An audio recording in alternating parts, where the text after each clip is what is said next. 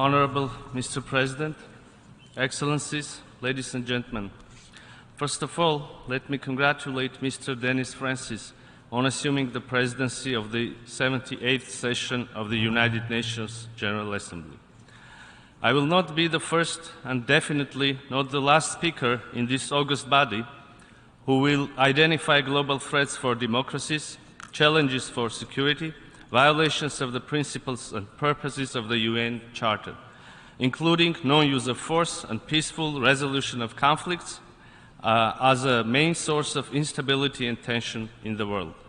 The devastating developments of the past years, which disrupted the security architecture in the world and especially in Europe, have significantly damaged multilateralism. If a couple of years ago we were contemplating the decline of multilateralism, today we see erosion of that very tenet and its foundations, such as international law, human rights, and cooperative security. This is not just a theoretical interference, but a reality with which the Armenian people in the South Caucasus are coping for the last 3 years. The repetitive aggression of Azerbaijan against the sovereign territory of the Republic of Armenia and military attacks against the people of Nagorno-Karabakh significantly disrupts peace and stability in our region, massively violates human rights and humanitarian law, representing existential threat for Armenians. My government, having a sincere belief and aspiration to establish peace and stability in our region, has made significant and duly recorded efforts to this end. Alas, we do not have a partner for peace, but a country who openly declares that might has right and constantly uses force to disrupt the peace process. Literally a year ago, from this very stage, the Prime Minister of Armenia presented the fact of aggression and occupation of the Republic of Armenia's sovereign territories by neighboring Azerbaijan. Since then, the situation has deteriorated even more, and today I have to present yet another very recent act of large-scale offensive, this time against the indigenous people of Nagorno-Karabakh, in blatant violation of the international law and trilateral statement of November 9, 2020. It happened this week, and the timing was not accidental.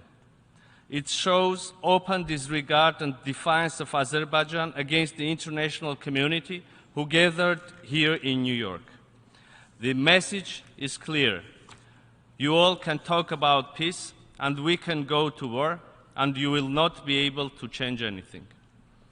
The 120,000 people whose sole aspiration is to live and create in peace and dignity in their ancestral homeland, and who have already been suffering under the 9-month blockade and siege by Azerbaijan, were subjected to military attack by tens of thousands of troops.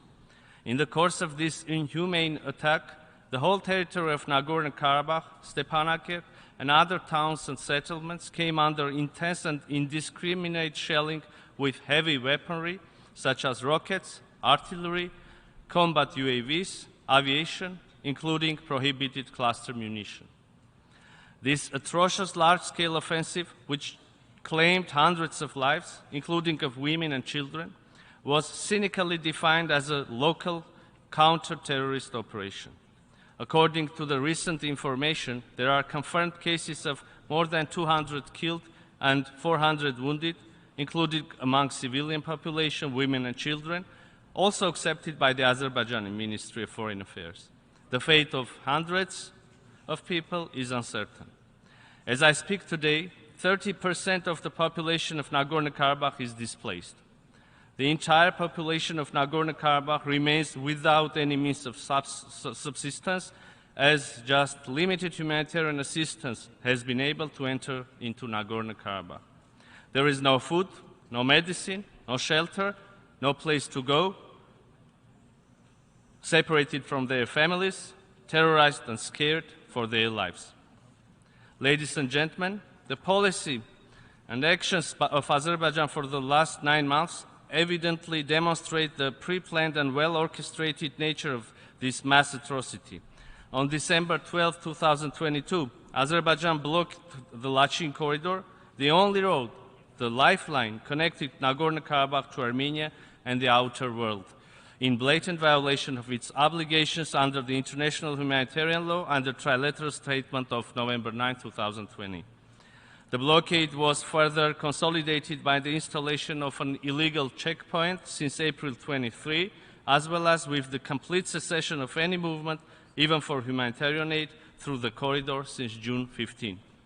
The 9-month-long blockade of Nagorno-Karabakh caused a severe shortage of food, medical supplies, fuel, and other essential goods, almost depleting the resources necessary for the survival of the population. The blockade was accompanied by deliberate disruption of electricity and natural gas supplies, further exacerbating the situation into a full-fledged humanitarian crisis.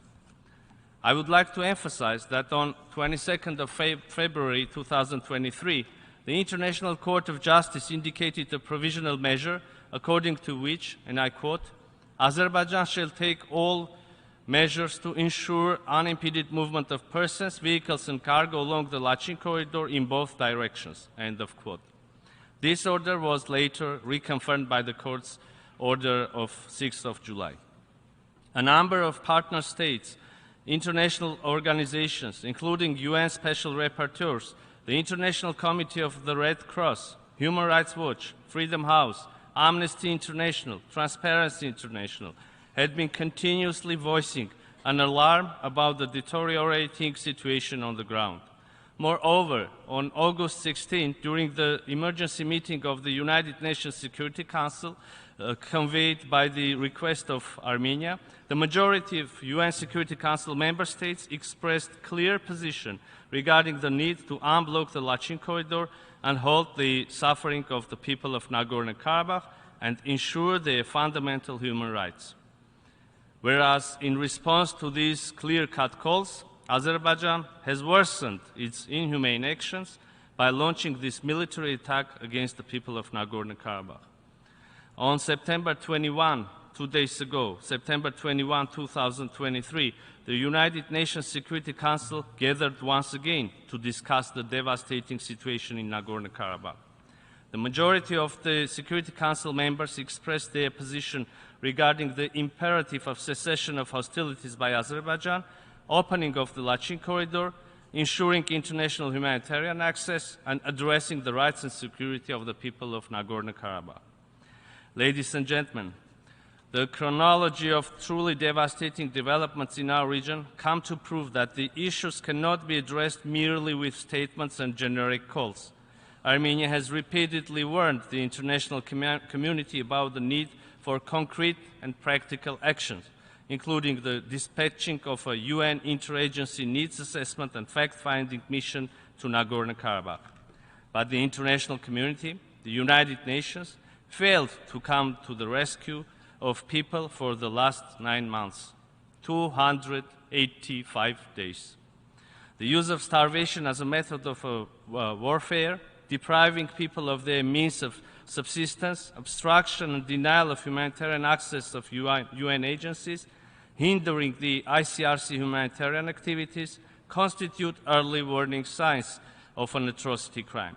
A number of international human rights organizations, lawyers, genocide scholars, reputable independent experts, including the former ICC prosecutor and the former special advisor of the UN Secretary General on the prevention of genocide, have already characterized the situation on the ground in Nagorno-Karabakh as a risk of genocide.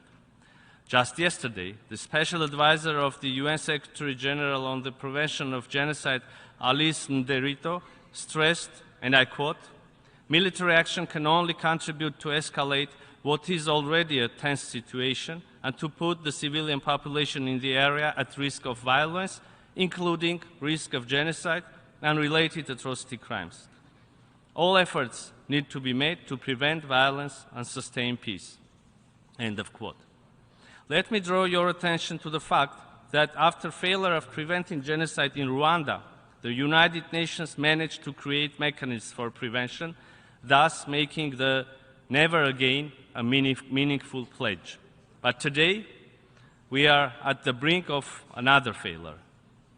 The people of Nagorno-Karabakh, trapped in this inhumane blockade and hostilities, inflicted by Azerbaijan, and under the threat of their very existence, still hope that prevention will not remain a feature of language, but will become a line of actions.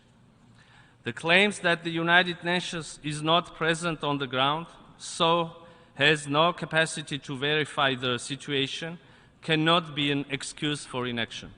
The United Nations is a universal body which should stand with the victims of mass atrocity crimes all over the world, regardless of the status of territory, instead of delivering dismissive statements.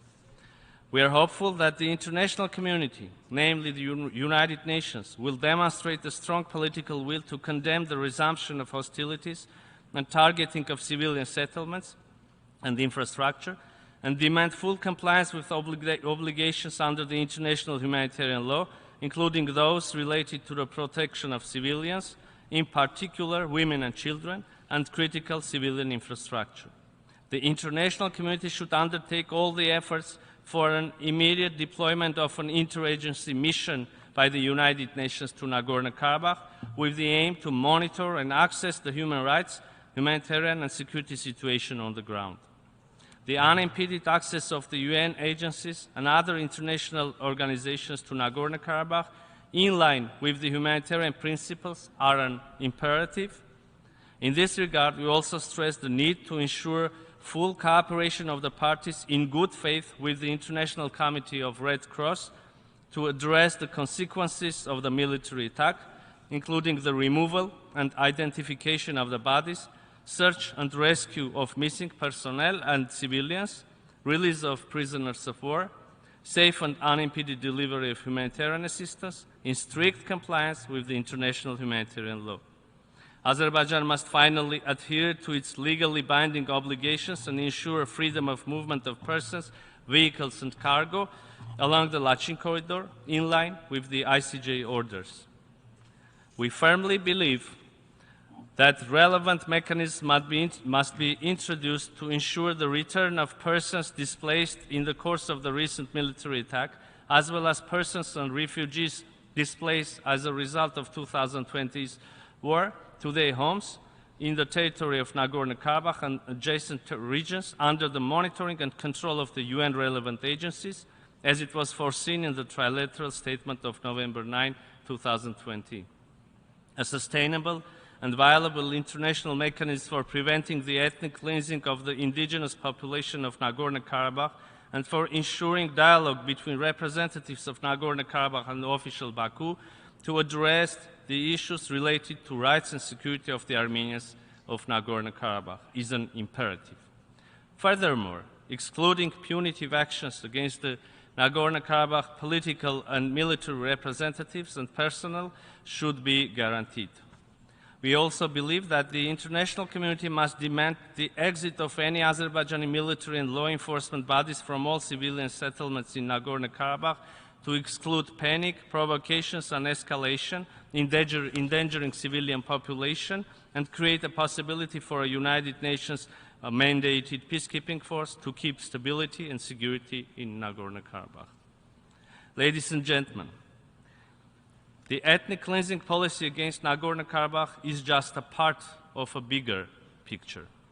In this regard, we clearly see an intention to involve the Republic of Armenia in military actions, thus widening the geography of hostilities into our sovereign territories.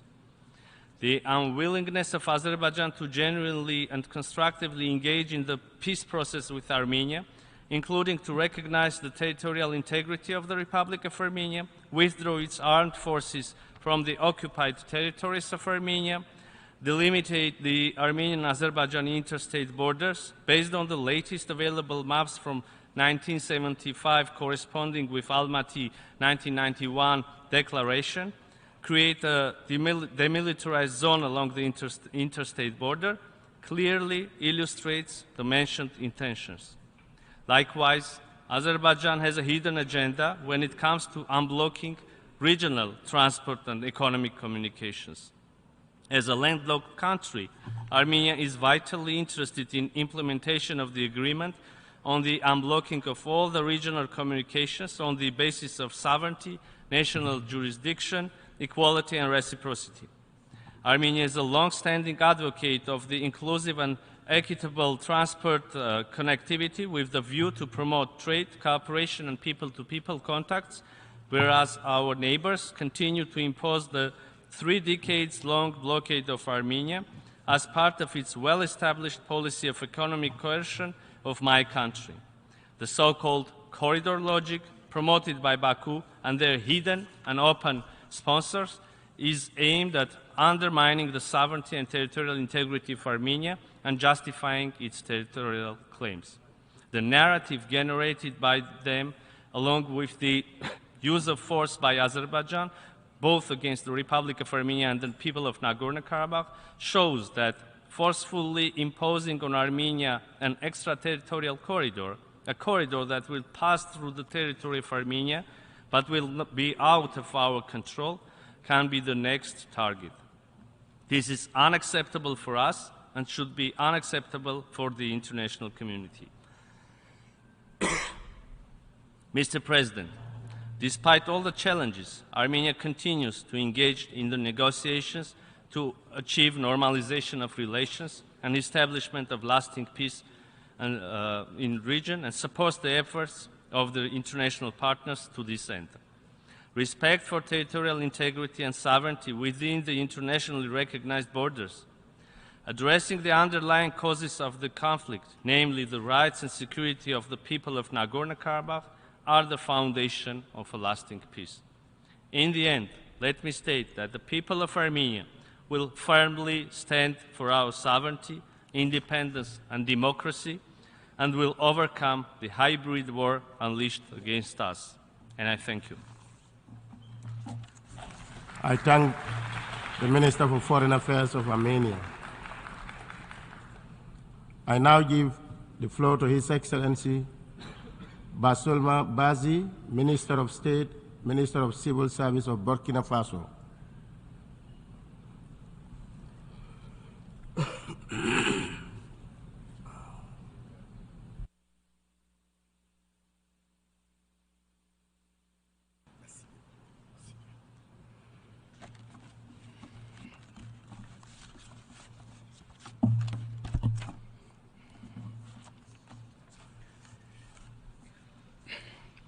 Excellence.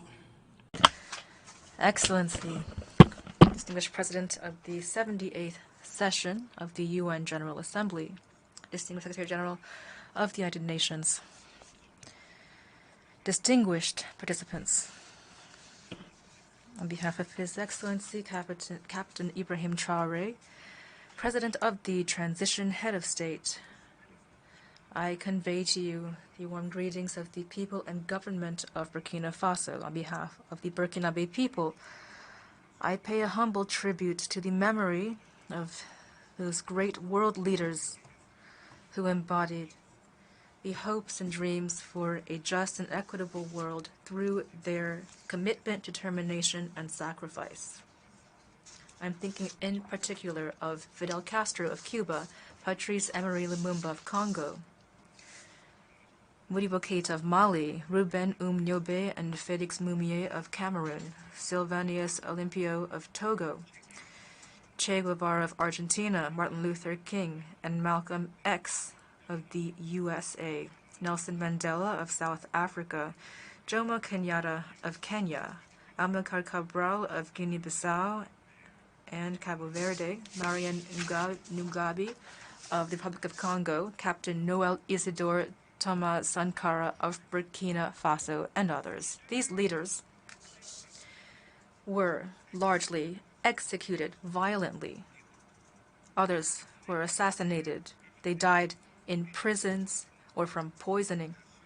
Their only crime in each case was embodying the dreams, ambitions, and hopes of the peoples that have been killed, raped, trampled, and pillaged. Mr. President, my presence at this august podium before the UN on behalf of Burkina Faso, country of upstanding men, is not to beat my breast in lamentation. And I am not here either to make a flowery speech. I was sent here to tell you that the lies of states, diplomatic hypocrisy, the thirst for power, the frenetic quest for profit, the diabolical spirit of domination and exploitation of man by man, these are the true wounds that poison our coexistence and drive all societies toward perdition, including our organization, the UN. His Excellency, Mr. Antonio Guterres, Secretary General of the UN. His Excellency, Mr. Joe Biden, President of the United States. His Excellency, Dennis Francis, Representative of Trinidad and Tobago to the UN, elected President of the 78th session of the General Assembly. His Excellency, Luis Inácio Lula da Silva, President of the Republic of Brazil. Allow me to here cite excerpts from your respective statements delivered at this very podium at the opening of this 78th session. First of all, and I quote, "We are living in an upside-down world. Bodies litter the beaches where billionaires bask." Secondly, and I quote, "We are at a crossroads. We have a common cause, that is, leaving to our children a world with a better social environment." End quote. For the third person, despite difficulties, we can emerge from this. What we lack is not ability, but political will. Otherwise, we'd be able to provide progress and peace for all. End quote. And for the fourth personage I'm citing, quote, "There's a dissonance between rhetoric and practice, the facts. The UN Security Council is paralyzed. The UN must shoulder its responsibilities in a world of solidarity and justice as laid out in the UN Charter, and this requires it to have the courage to fight inequality." End quote. The quintessence of these statements by these four august personages clearly shows that inequality throughout the world is deliberate. Otherwise, with a modicum of courage and political will, we would be able, if not to eradicate them, at least to minimize them. Indeed, every year we hear so many speeches as well as promises and commitments, but the proof of dissonance between rhetoric and facts on these issues relating to principles in the UN Charter, including justice, equality, dignity, integrity, self-determination, the sovereignty of states, the inviolability of territory, and respect for international law. The proof of this dissonance lies in what's happening in Libya, in the Sahel, especially in Niger, and the crisis between Russia and Ukraine. First of all, in Libya, after the catastrophic flooding, thousands of people lost their lives. To assuage our consciences, every nation rushed to provide their condolences and solidarity. This was, of course, to give the impression that we're living in a society and that we defend these values.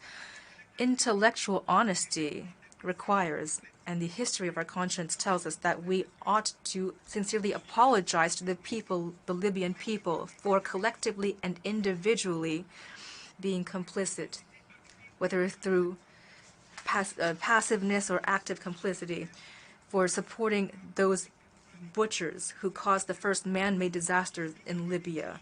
It was this disaster that brought Libya to its knees by looting it and by killing its guide before the flooding plunged it into further sorrow. And unfortunately, this human disaster was led by the UN under Resolution 1970, as well as the guilty silence and the complicity of ECOWAS and the African Union. This macabre intervention, with Nicolas Sarkozy's France spearheading the effort, killed the Libyan guide Colonel Muammar Gaddafi on October 20th, 2011. If our condolences to the Libyan people had the slightest bit of common sense and were not hypocritical, then this murderous diplomacy would never have taken place. And now Niger is en route to becoming a second Libya. Next, international relations are tainted by great diplomatic diplomacy with no conscience or morals, dignity or integrity, justice nor peace. And this is proven because there is a clear hunger for devouring prey. Today, we unfortunately must see that, contrary to the good faith statements made at this UN podium, which call for respect for the UN Charter and international law, leaders representing the people of Niger, this brotherly people, were essentially forbidden from accessing the UN headquarters. Burkina Faso strongly condemns this underhanded maneuver, which seems to belong to the practices of the past. And this can only be explained by a loss of essential values needed for any harmonious life in society. The UN should never be used as an instrument in the hands of any country.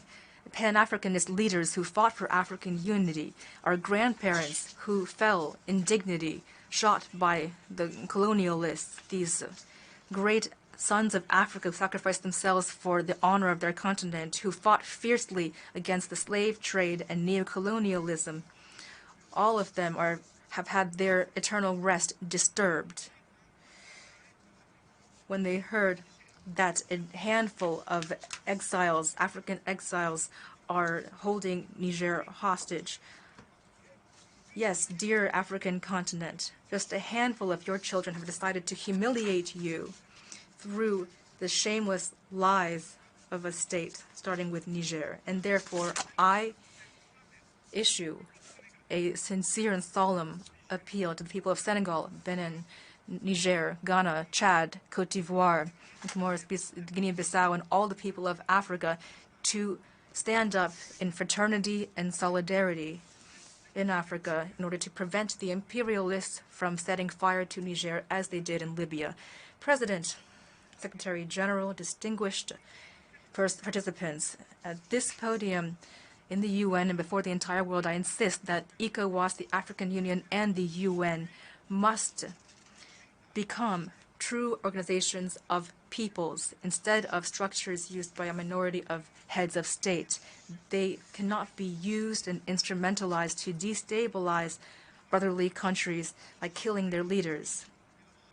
This is the only way the UN Charter and international law could have any meaning. And lastly, speaking of the UN Charter and international law, the conflict between Russia and Ukraine is underway and is even desired by certain powers.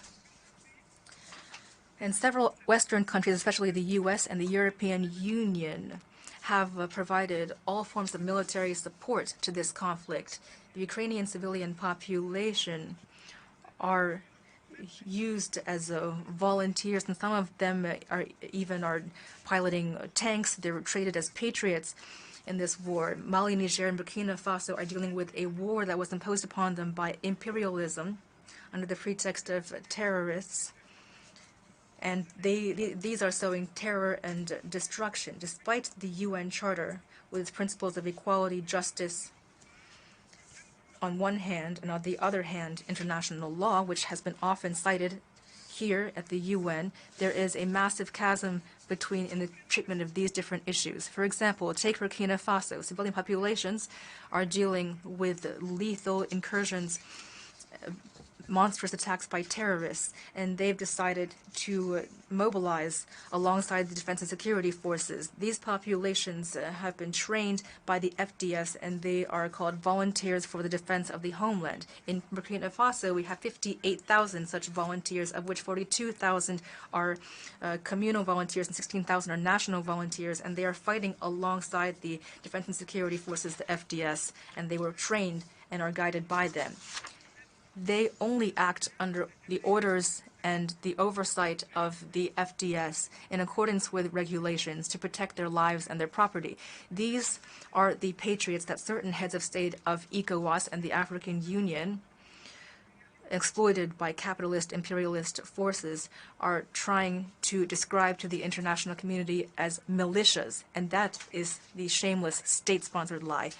Mr. President, if the international community were honest and sincere in its commitment to fight terrorism, it would have no problem with civilian populations training themselves to defend themselves. There is a clear lack of honesty in the international community. Here are a few examples. First of all, when Mali, Burkina Faso, Niger, and other countries organized along their common borders by pooling their forces to combat terrorism, France came out of nowhere to impose its instrument, that is G5 Sahel. Today, ECOWAS suddenly has established an intervention force to reestablish democracies. It announced a contribution of $2 billion. But from the creation of this G5 Sahel until its dissolution, ECOWAS was only able to allocate $25 million. So, can they be really said to take seriously the defense of human lives as laid out in the Declaration of Human Rights and Peoples? Secondly, Burkina Faso is experiencing cynical sanctions after the coup d'etat of September 30th, 2022. This so-called international community, led by France, which just uses its lackeys in Africa, tried to nominate a prime minister of Burkina Faso, but in vain. Then they tried to impose various ministers and strategic posts within the government of my country, again in vain. And lastly, they negotiated the continuing relations so that Captain Ibrahim Traoré would implement their will. This was their prerequisite for his being in power. But he refused this in the name of the higher interest of his people, and as a result, an avalanche of repressive measures, threats, and attempted coups d'etats was unleashed upon him. These are immoral maneuvers concocted in criminal laboratories, and unfortunately, all of these macabre maneuvers were led by puppet leaders of African countries.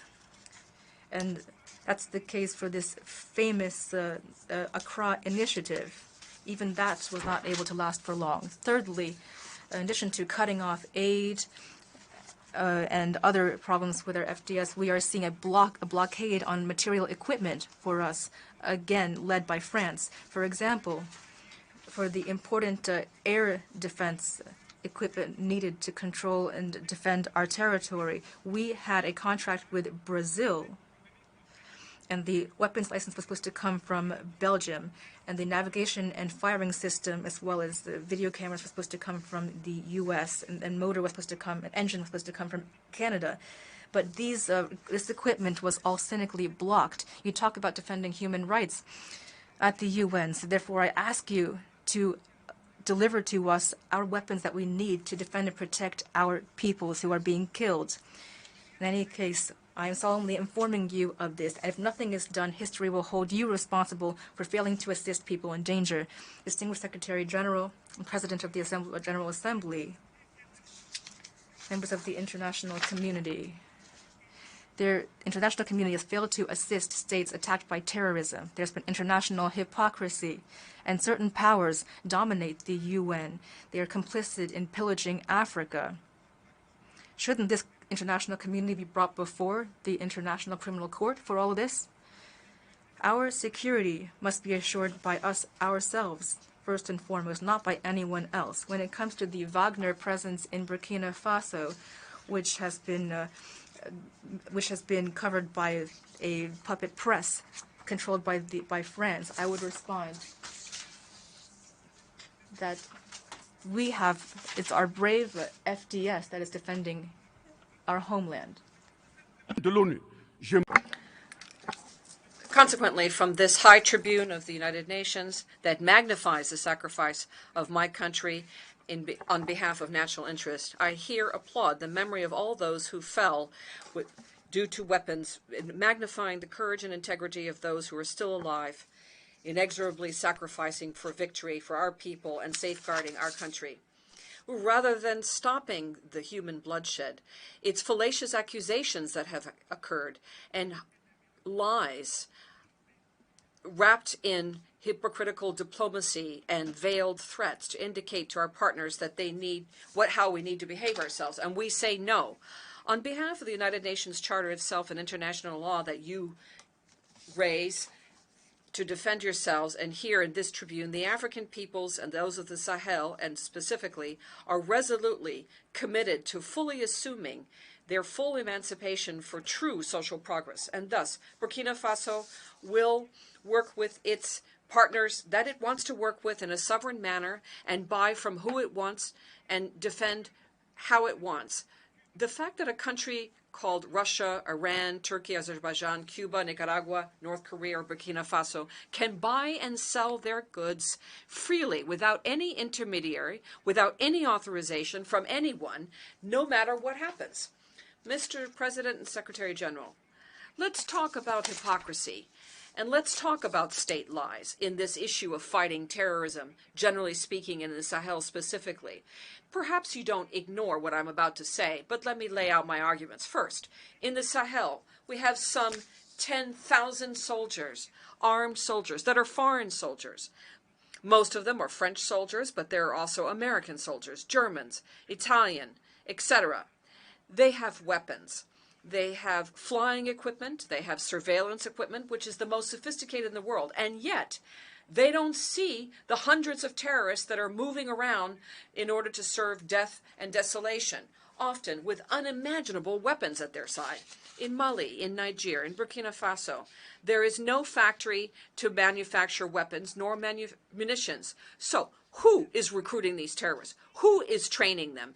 Who is providing them with weapons? Who feeds them and with what means? Do you believe in this philanthropy on behalf of whom the Westerners have sent their armies to the Sahel to die for our beautiful blue eyes? Well, if you believe that, then what justifies the diplomatic irritation and other gesticulation of France when we told them to skedaddle with their armies? The real reason is really about the resources that are underground in the Sahel. Indeed, the National French Assembly voted and enacted Law 057 of 10 January of 1957, which then appeared in the official journal of the French Republic of January 1957, which led to the creation of the Common Organization of the Saharan Region, the OCRS, which brought together the parties of Mali, Burkina Faso, Niger, Mauritania, Algeria, etc. This zone is unparalleled in the world in terms of wealth underground. For example, the water table, the most significant water table in the world, goes from Mauritania to Somalia and goes through Mali, Algeria, Libya, Niger, etc.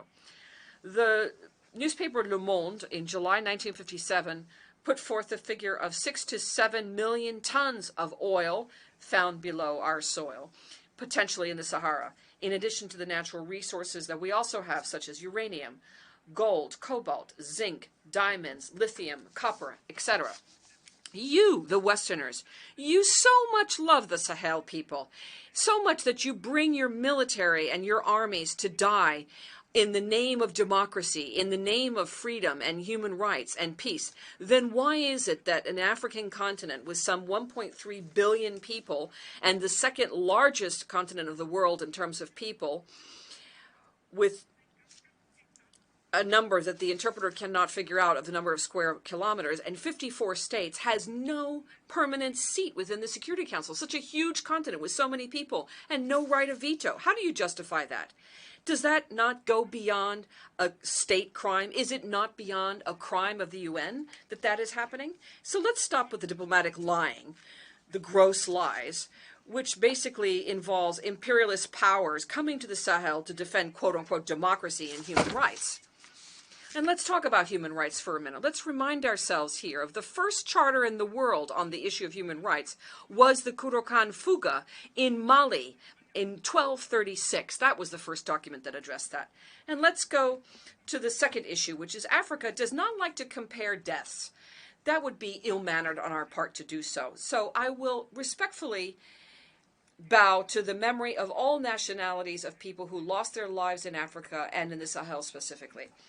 But if we look at the hazards that are involved, and we look at the unfortunate and condescending attitude of the President of the French Republic, Emmanuel Macron, often who verges on the ridiculous while glorifying a hypothetical condescension vis-a-vis African people. And I have to impose on myself here the duty of giving him a little lesson on history, on his own history, because this is why your classrooms are full of children that are learning their lessons well and growing up.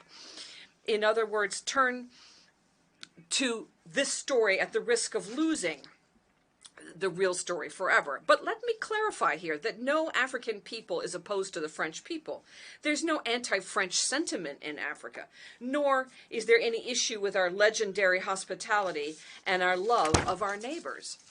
Rather, the African people refuse the condescendence, the arrogance, the insolence, the sufficiency, the paternal attitude, the looting of our resources, and organized crime. That's our problem. Indeed, for your memory, Mr. Emmanuel Macron, first, let me remind you here that through the BBC in England on the 14th of June, 1940, an appeal was launched by your own grandfather, General de Gaulle, to Africa to come and save France from the grip of the Nazis. Let me remind you, 17,000 Malians died during the two world wars.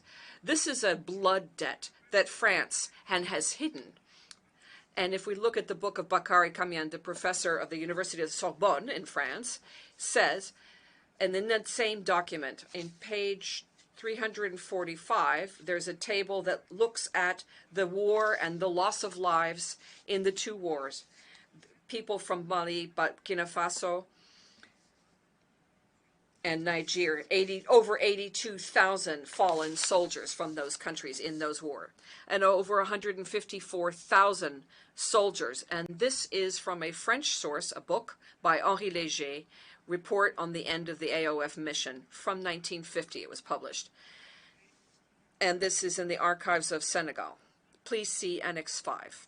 Now, moving on to the next argument. The 17th November 1986, François Mitterrand, the French president at the time, in response to Captain Sankara said, and I quote, "Africa was looted, and here I'm talking about raw materials. I should have talked about people. For centuries, we exploited you at a human level. We stole your men, your women, your children. We used you. I understand your refusal. I understand your revolt, and I approve of your fight. You are right to refuse to be a sacrifice continent. The time has come for you to develop your own economies based on your own goods and people. And the duty of these countries who abusively used you and used African labor, their duty is to restore to Africa what was taken from them over the last few centuries." End of quote. Indeed, Africa was always openly looted and pillaged, but still there is a great deal of wealth in our continent, of people and mineral resources. By way of proof, let's talk about mineral resources. Africa has 30% of the worldwide mineral reserves, 40% of gold reserves, 33% of diamond reserve, 80% of coltan reserve used for telephones, 60% of cobalt reserves for batteries, 55% of uranium reserves. So it's for the defense of this Africa that the young people of Africa stand more than ever. Mr. Macron, do you still need a little bit of history in order to remember? Finally, before the regrettable exit and the unfortunate exit of Emmanuel Macron, the French president, he was attacked by so many other politicians and compatriots who live in the African bosom. But let me remind you here, despite that, Germans have some 83 million inhabitants with a land surface of 340,000 square kilometers, compared to Congo with 95 million inhabitants and over 2,345,000 square kilometers. Belgium has 11 million inhabitants and over 30,000 square kilometers, compared to Gabon with 2.5 million inhabitants and 267,000 square kilometers. France now has 68 million inhabitants and over 672,000 square kilometers, compared to Namibia with 2.5 million inhabitants and 825,000 square kilometers. So all of this clearly shows, and I quote, "Peace to his soul. Africa is the only continent in the world where the people sing and dance and applaud those who impoverish them, who starve them, and who torture them. The misfortune of Africa is to have met France." End of quote. It's true that the West was violent with Africa, raped it, and stole from Africa. So what is our share of the responsibility in all of this as African leaders? Is it not us, the African leaders, who have abandoned our identity?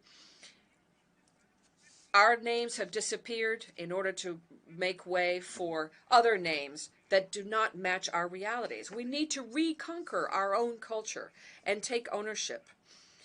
And that's why today people try to make us believe that our values and our attitudes are not natural and are not part of freedom, and that there will never be a question of homosexuality for us. Let me repeat that. Homosexuality will not take root in our countries. Mr. President, now what's just been described are very unfortunate labels used by the UN that can be summed up as follows. 1.2 million people who are in the depths of poverty, $2.2 billion of the United States money invested in weapons, 20 times the budget of the United Nations invested into nuclear, and all of these should be compared to issues of development. Africa gets from the IMF and the World Bank $34 billion, vis-a-vis $160 billion invested in the West.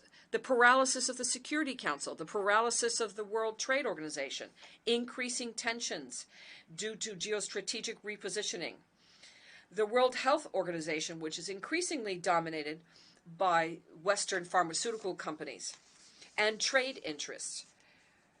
We see this, for example, with the priority attached in terms of trade to vaccines against COVID-19. The United Nations is more and more in the shadows of its own attempts of being taken hostage by a conglomerate of international powers. Now, by consequent of all this, the African people, generally speaking, and in the Sahel specifically, will fight tooth and nail so that ECOWAS and the African Union and even the United Nations become service institutions truly in the service of the peoples of the world, for the profound emancipation of these peoples and true social progress. Because the lack of these organizations, their inefficiency, their lack of sincerity, their client-based decisions in variable geometry, their crimes, the promotion of bad governance, looting, social disorganization, and corruption all lead unfailingly to coups d'etats, which are then just consequences of all the aforementioned. So let's look at the root causes, which will disappear. If we continue with this, putting our heads in the sand like the ostrich, with this hypocritical form of diplomacy, with state-sponsored crimes and organized crime, state-sponsored lies, constitutional lies, and the making heads of state for Africa, even the United Nations will not be spared this coup d'etat. In this regard, and in order to take our destiny in our own hands, Mali, Niger, and Burkina Faso signed the Partnership of the States of the Sahel, which is abbreviated as the AES. The AES is an architecture that was set up to secure our countries by a treaty with revised authority for development, including the region of Lipto-Gourma. Taking into account the security situation and the lack of a partnership, what's at stake here is our own resources and working together in order to eradicate discontinuity in operational maneuvering. Mr. President, I say here with force and firmly, in an intelligible and highly spoken voice, the following. First, we African peoples are profoundly democratic. By way of proof, our attachment to human dignity goes beyond democracy. It transcends it. What we refuse is the lesser democracy, this trap of democracy, which has been extended. Electoral-based democracy, which turned out to be a way of controlling our states through playing musical chairs with the leaders, who are often imposters and corrupt, who steal and rape. Second, we Africans are today recognized in our dignity as people, in the sense of one person is equal to one person. The answer is no. Above and beyond circumstances that have been set forth to put us to sleep, but rather to serve us. Sad is the African and Black continent, which is scientifically recognized as the very cradle of humanity and civilization that has been placed under control and domination.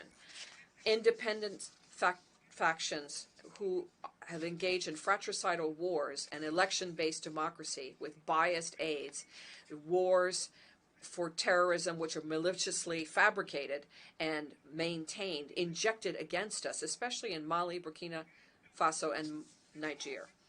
Dominating us, that's what it's all about. Stepping on our next, as was the case of the unfortunate George Floyd in the United States. Is that democracy?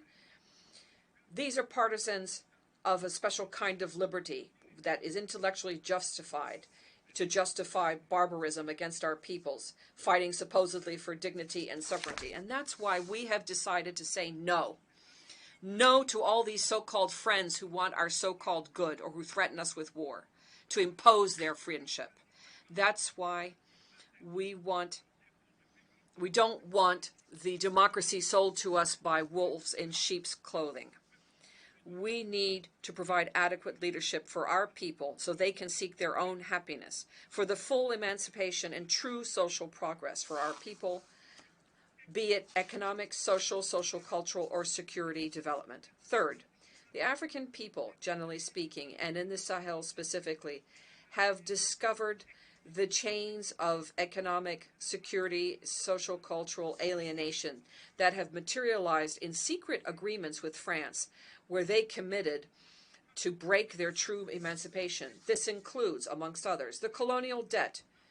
We will not turn a blind eye to this and pay it while allowing our people to die of hunger or thirst or disease. Second, the issue of the currency, the franc CFA. This is called the franc of the French African colonies. This is not African property. Legally speaking, property is the right to be able to dispose of something in the most absolute way, according to Article 544 of the French Civil Code. A patent is therefore held by France on the currency, the French CFA, and therefore it is the property, but it's the property of the African Francophone states. And what's amusing here is that the bills are produced by France for West Africa, and they're different from those of Central Africa, even though it's supposedly the same currency. The same document recognizes the French CFA by Decree 45 of the 26th December 1945, and it was signed, this legislation was signed by Charles de Gaulle, President of the temporary French government, René Pleven, Ministry of Finance, and Jacques Sousnel, the Minister of Colonies at the time. Next, the priority and interest for French companies in bids for public procurement and public offers.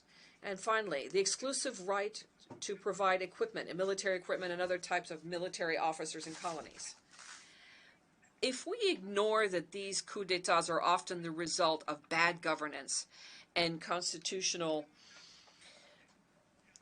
maneuvers in order to provide additional mandates, that will always happen. We need to be lucid about this and root out the real causes and require respect of democratic rules and virtuous governance. 5, the African people don't have a problem with the French people. It's rather French policies and politics we have a problem with, the condescendence. That's what we reject. Refusing an ambassador to Niger is a violation of international law, especially Article 1 and 2 of the Vienna Convention, paragraph 9, on diplomatic relations of 1961. By deciding to refuse artists from Burkina Faso, Mali, and Niger in France, that is a serious undermining of cultural wealth and refusal of recognition. An artist is a psychic doctor, even at long distance. By declaring them, we do not want to have people unemployed, migrants and thieves and so forth in France. We do not want the looting, the cynical looting of our resources. What we want is a sincere recognition of our peoples throughout the world, which includes Burkina Faso, Mali, and Niger, that we should be accompanied in this difficult time on our path towards full emancipation with expression of dignity, honor, liberty, equality, prosperity, justice, and then, of course, peace. Given the situation currently in Burkina Faso, the Burkinabe government has implemented vigorous action to adopt a new development plan, the Action Plan for Stabilization and Development, with 4 main pillars of priorities. First, to fight terrorism and restore territorial integrity. Second, response to the humanitarian crisis. 3, restore the state and improve governance. And finally, national reconciliation and social cohesion. These efforts are geared to providing the Burkina Faso population with better living conditions while commending our partners who have accompanied us. We heartily invite them, those who still have a doubt or who might be tempted by the false content of reports on what is happening, we invite them to accompany us with the following conditions. Long live the United Nations, long live this 78th session of the General Assembly, long live the people who fight, long live solidarity, long live free Africa, long live the states of the Sahel, long live until victory. The Minister of State, Minister of Civil Service of Burkina Faso. I now give the floor to His Excellency Dato Erwan Pehbi Yusuf, Second Minister of Foreign Affairs of Brunei Darussalam.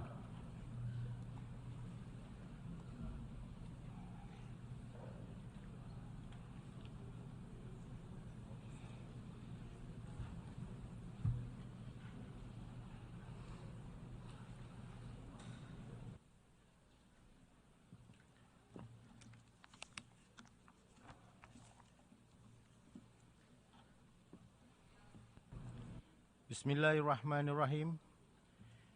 In the name of Allah, the most gracious, the most merciful, Mr. President, Mr. Secretary General, Excellencies, ladies and gentlemen, Assalamu alaikum wa rahmatullahi wa barakatuh. At the outset, I am honored to convey the warm greetings of His Majesty Sultan Haji Hassan al-Bolkiah, Muizzaddin wa Daulah, Sultan and Yang di-Pertuan of Brunei Darussalam, to this year's esteemed assembly. My congratulations to His Excellency Dennis Francis and the friendly nation of Trinidad and Tobago on assuming the presidency of this session. I wish His Excellency a successful year. I thank His Excellency Sabah Korosi for his leadership as President of the 77th session of the UN General Assembly.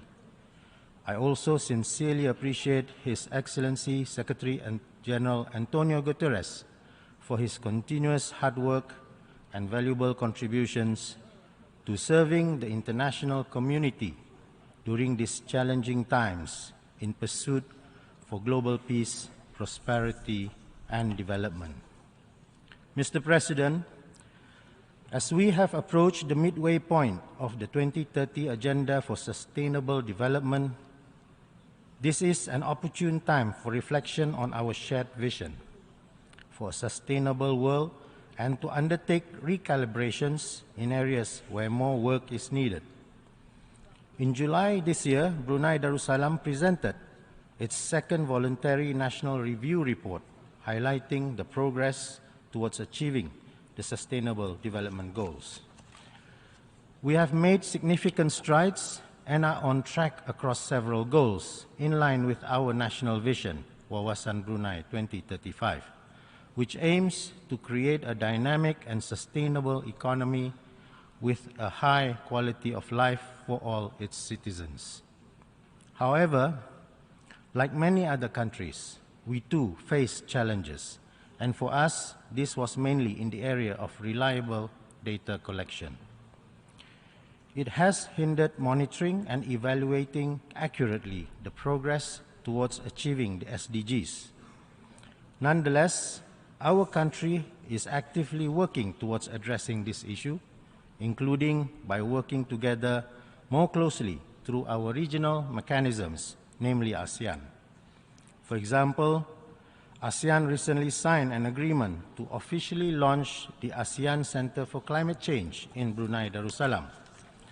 It will facilitate and assist in collecting data towards addressing the challenges of climate action and serve as a regional hub and research facility that aims to enhance capacity in our efforts to mitigate and combat climate change.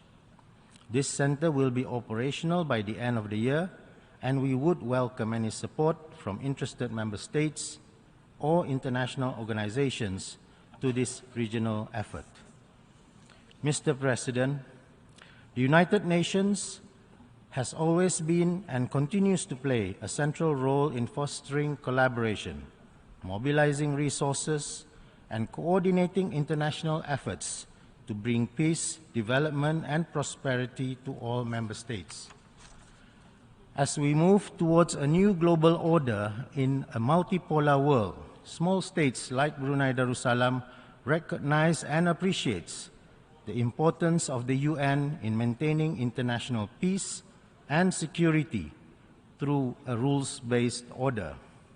We will continue to uphold the very principles this organization was founded on almost 8 decades ago, in particular, respect for sovereign equality, territorial integrity, and political independence of all states. Therefore, Brunei Darussalam is ready to forge a new global consensus that preserves these values while addressing emerging issues and resolving existing challenges. We look forward to next year's Summit of the Future and the continued discussions between member states on the future of global cooperation, including the Secretary General's proposed vision under our common agenda. Mr. President, this year's theme, Rebuilding Trust and Reigniting Global Solidarity, builds upon the Secretary General's vision for the future of multilateralism, which better responds and delivers for the people and the planet, and to get the world back on track with the SDGs. Nevertheless, in our increasingly interconnected modern world, trust and solidarity can only be achieved with tolerance and respect. This is why it has been distressing to witness the increase in acts of intolerance and disrespect, particularly acts of religious hatred directed at the Islamic faith. Such deliberate actions, like the burning of the Holy Quran, the very center of the Islamic faith, provokes disharmony, erodes trust, undermines efforts towards sustainable peace, and threatens unity. In this regard, Brunei Darussalam joins the Organization of Islamic Cooperation, the United Nations Alliance of Civilizations, and those member states that have called for increased actions against religious hatred, especially Islamophobia and anti-Islam sentiments. Justifying religious hatred even under the pretext of freedom of expression is unacceptable.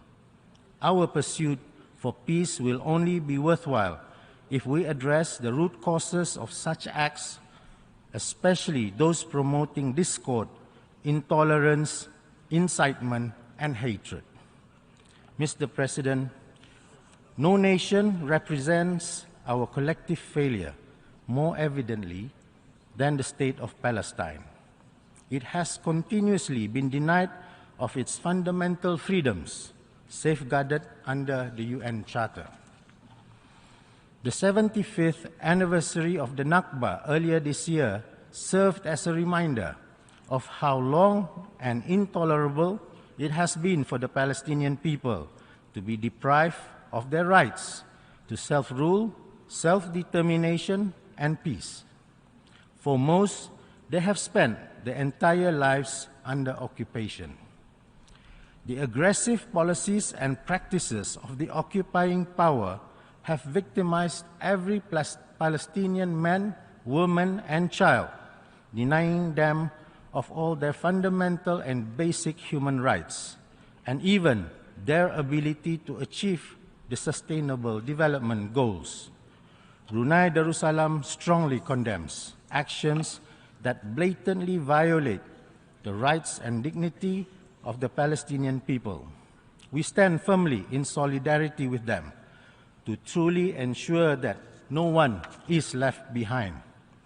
The UN must strengthen global solidarity in upholding its commitment to the two-state solution, as the viable path towards a comprehensive and lasting peace in the Middle East. We reiterate our call for an independent state of Palestine based on pre-1967 borders with East Jerusalem as its capital. Mr. President, after experiencing a global health crisis with far-reaching consequences, we are at a crossroad that will determine our future. One was hoping that we would have emerged more united in our shared resolve. Unfortunately, the reality we see is quite different. We find ourselves amidst humanitarian crisis and global mistrust of international institutions and between states that threaten our collective progress. Therefore, to ensure a better future for generations to come, it is crucial that we refuse to accept actions that divide us or conflicts that oppress us. Above all, Mr. President, we must not let mistrust overpower our unity. Thank you, Mr. President. I thank the Second Minister for Foreign Affairs of Brunei Darussalam. I now give the floor to His Excellency Van Gil Pinto, Minister of the People's Power for Foreign Affairs of the Bolivarian Republic of Venezuela.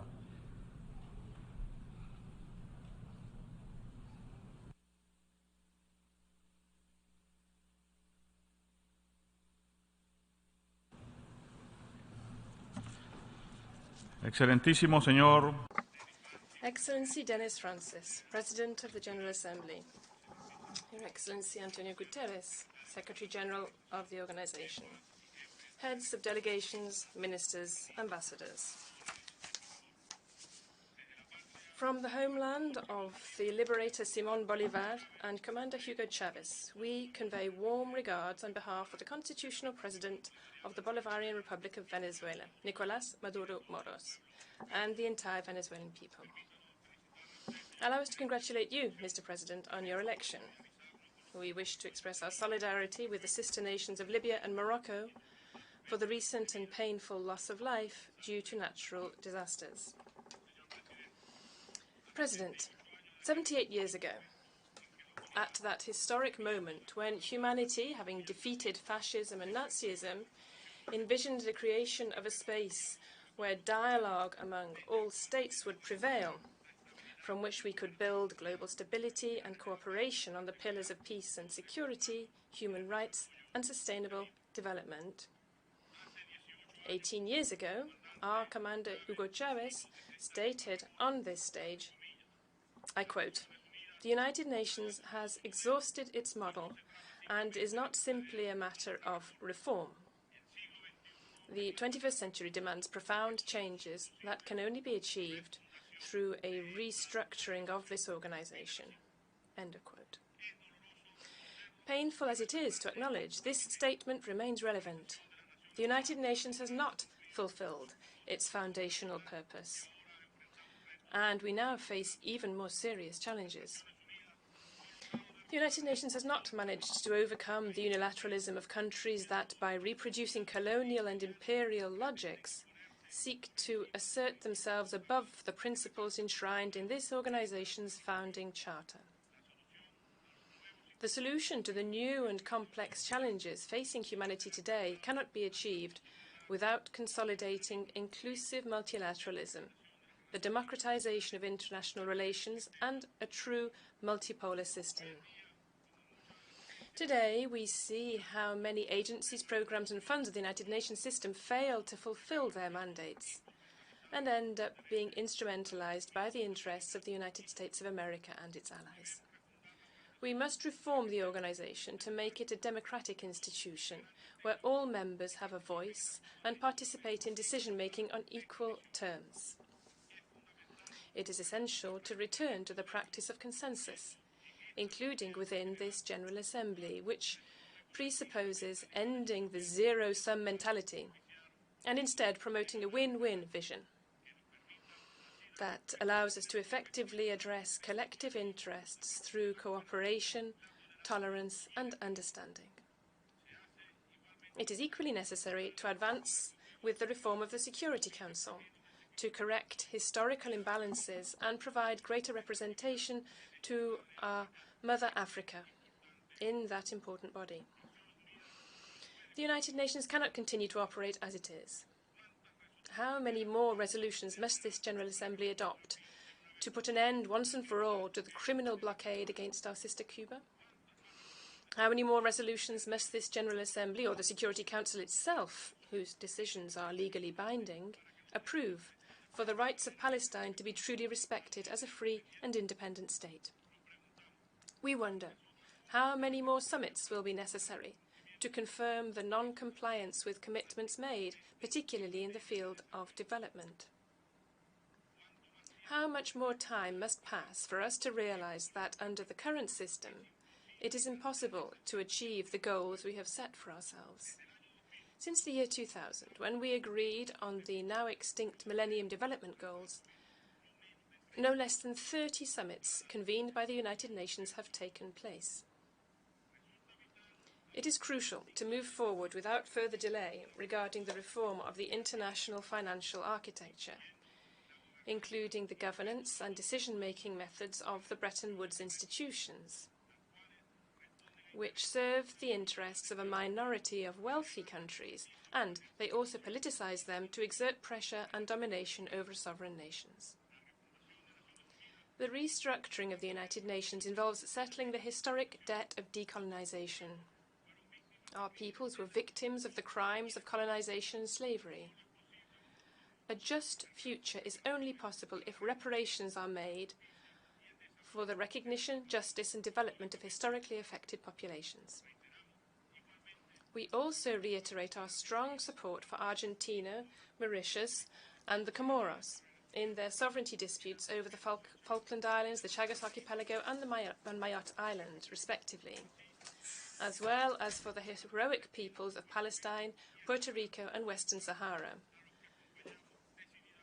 with whom we firmly stand in their just claim for their inalienable right to self-determination and the realization of their legitimate national aspirations.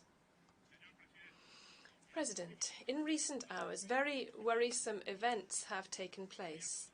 The government of the United States of America, believing itself to be the sovereign of our continent, under the pretext of the illegal Monroe Doctrine, has once again intervened in a territorial dispute that has lasted for over 200 years, concerning our territory of Guayana Esquiva. The origin of this controversy lies in the dispossession of our territory by the British Empire during the height of its violence in the 19th century. The imperialist aggression was fraudulently imposed by the powers of the time in 1899. Today, the government of the United States of America seeks to appropriate our oil resources by using the company ExxonMobil, which has incorporated the government of Guyana into its ranks. Guyana is granting oil concessions in an undeliminated maritime territory in total violation of international law. Unilateral disposal of a disputed territory is not permissible, but the government of the Cooperative Republic of Guyana persists in its illegal conduct. We denounce the fact that the government of the United States of America intends to militarize the situation. The Southern Command seeks to establish a military base in the contested territory with the aim of creating a spearhead in its aggression against Venezuela and consolidating the plunder of our energy resources. 2 days ago, the National Assembly of Venezuela unanimously decided to call upon our people to participate in a consultative referendum to reaffirm the defense of our sovereign territory in the face of the aggression of the American empire, which seeks to lead us into a war over natural resources. The Bolivarian Republic of Venezuela reaffirms its commitment to peace, but also its firm determination to safeguard its sovereignty and territorial integrity. Mr. President, the protection of cyberspace, the fight against cybercrime, the regulation of new information technologies, social media, and artificial intelligence must become a strategic priority for the United Nations. If we truly advocate for the defence of human rights and democratic principles, we must promote fair and equitable regulation that prevents the concentration of these new tools in the hands of a few, driven by their interests and control. We cannot accept the use of these new technologies to destabilise legitimate governments and destroy social harmony and peace.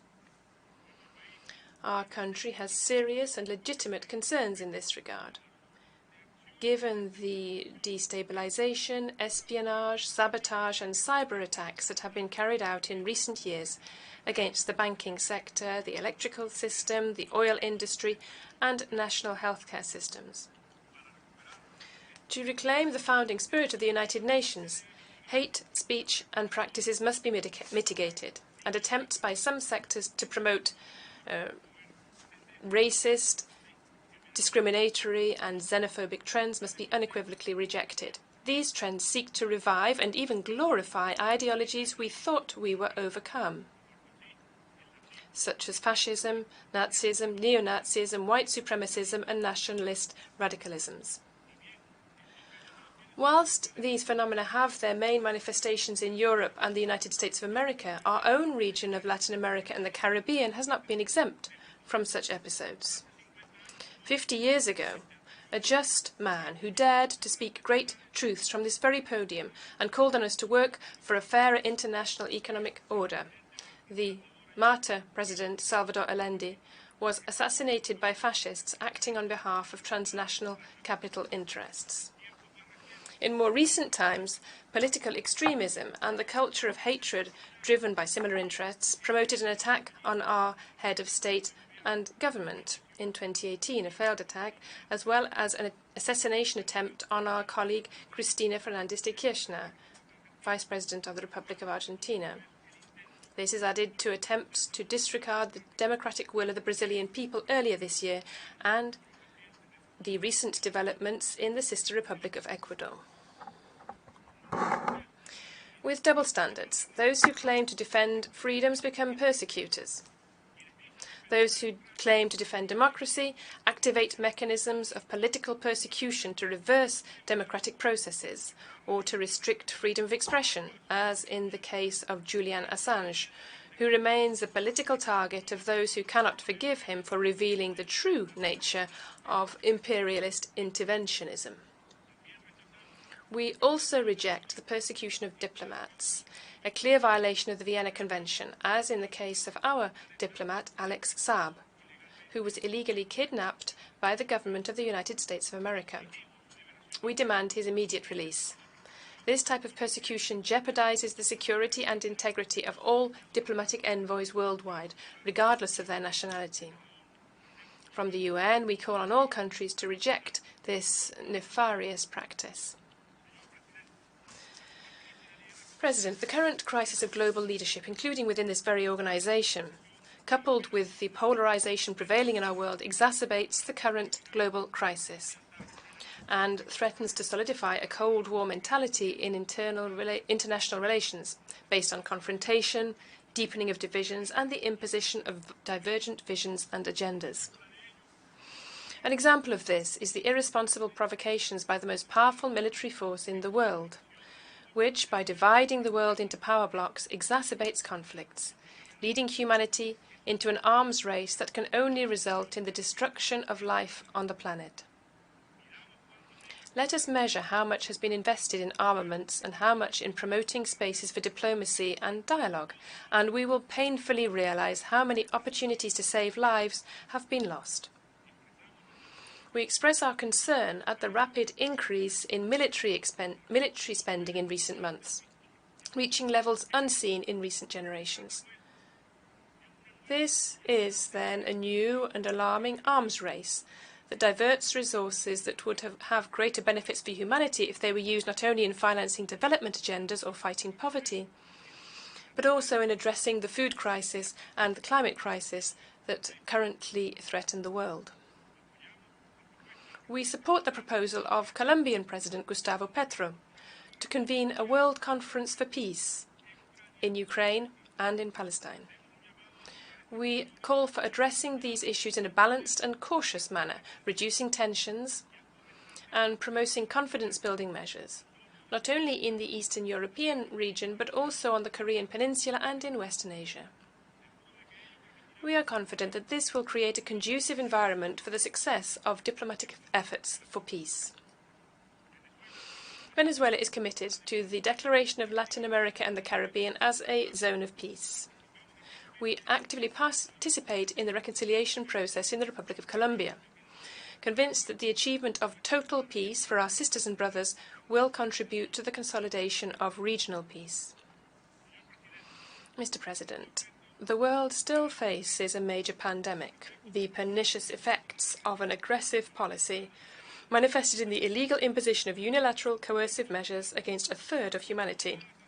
These so-called sanctions violate all norms of international law and the purposes and principles enshrined in the United Nations Charter and constitute mass violations of human rights for millions of people.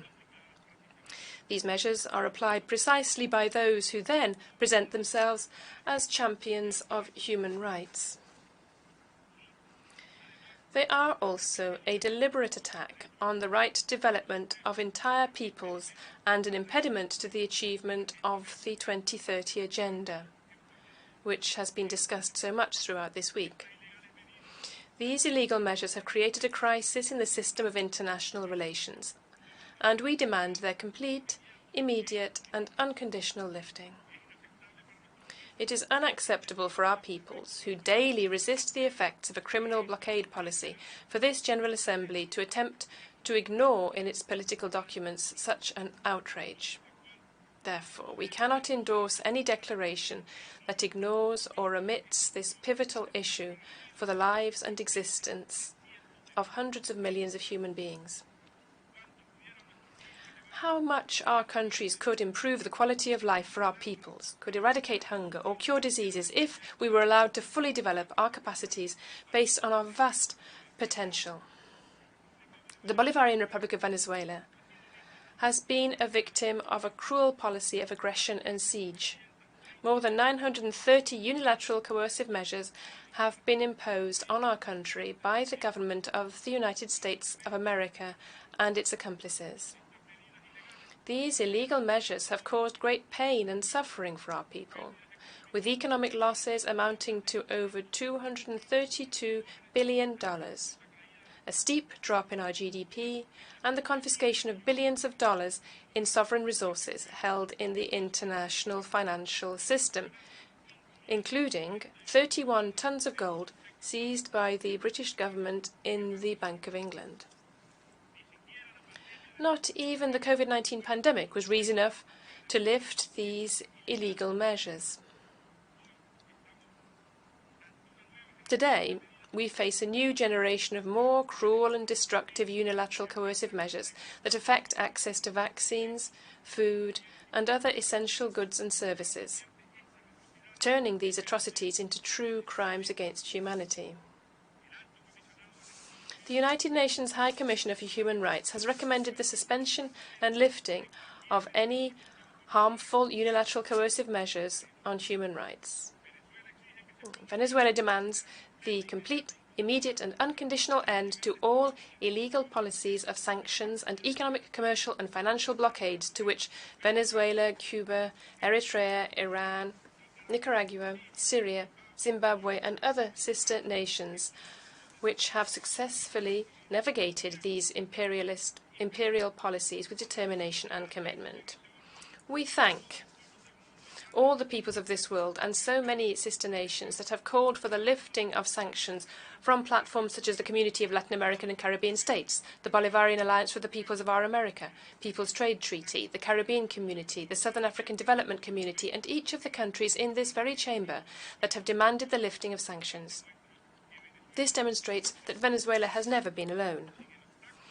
Without the obstacle of unilateral coercive measures, Venezuela is prepared to be part of the solution to the crisis, particularly in the areas of food security and energy.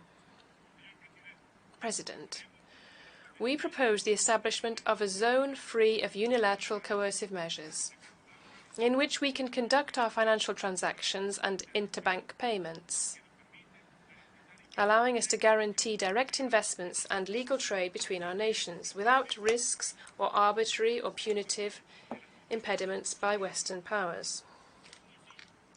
Nevertheless, despite the difficulties and aggression, our government's commitment to eradicating poverty, achieving social justice, and fully enjoying all human rights, as well as our commitment to the sister peoples of our Latin America and the world, is unwavering. Despite the attacks, aggressions, siege and looting resulting from unilateral coercive measures, Venezuelan economy has begun a process of recovery, with projected growth figures far surpassing those of other countries in our region, as highlighted by the Economic Commission for Latin America and the Caribbean and other specialized organizations. These results, achieved through our own efforts, have made us a regional benchmark for economic growth, whilst never neglecting the essentials, protecting our people through social investment. President, we are facing an existential climate catastrophe for millions of people, especially for our brothers and sisters from small island developing states, both in the Caribbean and in the Pacific. The effects of years of climate injustice, marked by unsustainable patterns of consumption and production, have accelerated in recent years. Libya has been one of the most recent victims of the impacts of climate change, which has also affected our country with floods and record temperatures in recent months. In renewing our firm commitment to the United Nations Framework Convention on Climate Change and the Paris Agreement, we insist on the need to ensure adequate funding for the Loss and Damage Fund, always bearing in mind the principles of common but differentiated responsibilities and equity. We know that the resources exist, where they are, and who has them. As Comandante Chavez said 14 years ago, let's not change the climate, let's change the system. President, in the face of the economic and financial crisis that particularly affects developing countries, we need a new model for the mechanisms of global governance, where the Global South has fair access to international financing. Until there is a true and effective reform of the multilateral system in the financial sphere, the Sustainable Development Goals, the subject of this meeting, are destined to be unfulfilled. Debt is an essential problem for developing countries, and there is little hope that things will improve soon if the current system is not radically changed. The World Bank, the IMF, and Western credit institutions, while charging low interest rates to their friends, burden developing countries with unpayable interest rates, which some experts have termed a criminal financial apartheid. This neo-colonialist scheme of plunder and dependence must be rooted out. President, among the major challenges facing humanity today, within the framework of this global systemic crisis and where this organization has a fundamental role to play, is the phenomenon of international migration. We cannot allow migrants to be stigmatized and criminalized. President Nicolás Maduro Moros requests the support of the United Nations to hold an international conference in Venezuela without exclusions to reach joint agreements and commitments to address the phenomenon of migratory flows from a comprehensive and humanistic perspective, a true international commitment to guarantee the rights of migrants to citizenship, identification, dignified work, social security, and the respect for their dignity. President, free peoples are building a new world order. This new multipolar and multilateral world of peace and economic prosperity, free from hegemony, anchored in the United Nations Charter, must be based on the values of true multilateralism, international cooperation, and solidarity. In this regard, we recognize the contribution of the BRICS group, which Venezuela aspires to join, to the current global geopolitics and the democratization of international relations. We also applaud the efforts of countries that contribute to dialogue, understanding, global peace, and common progress, such as the People's Republic of China.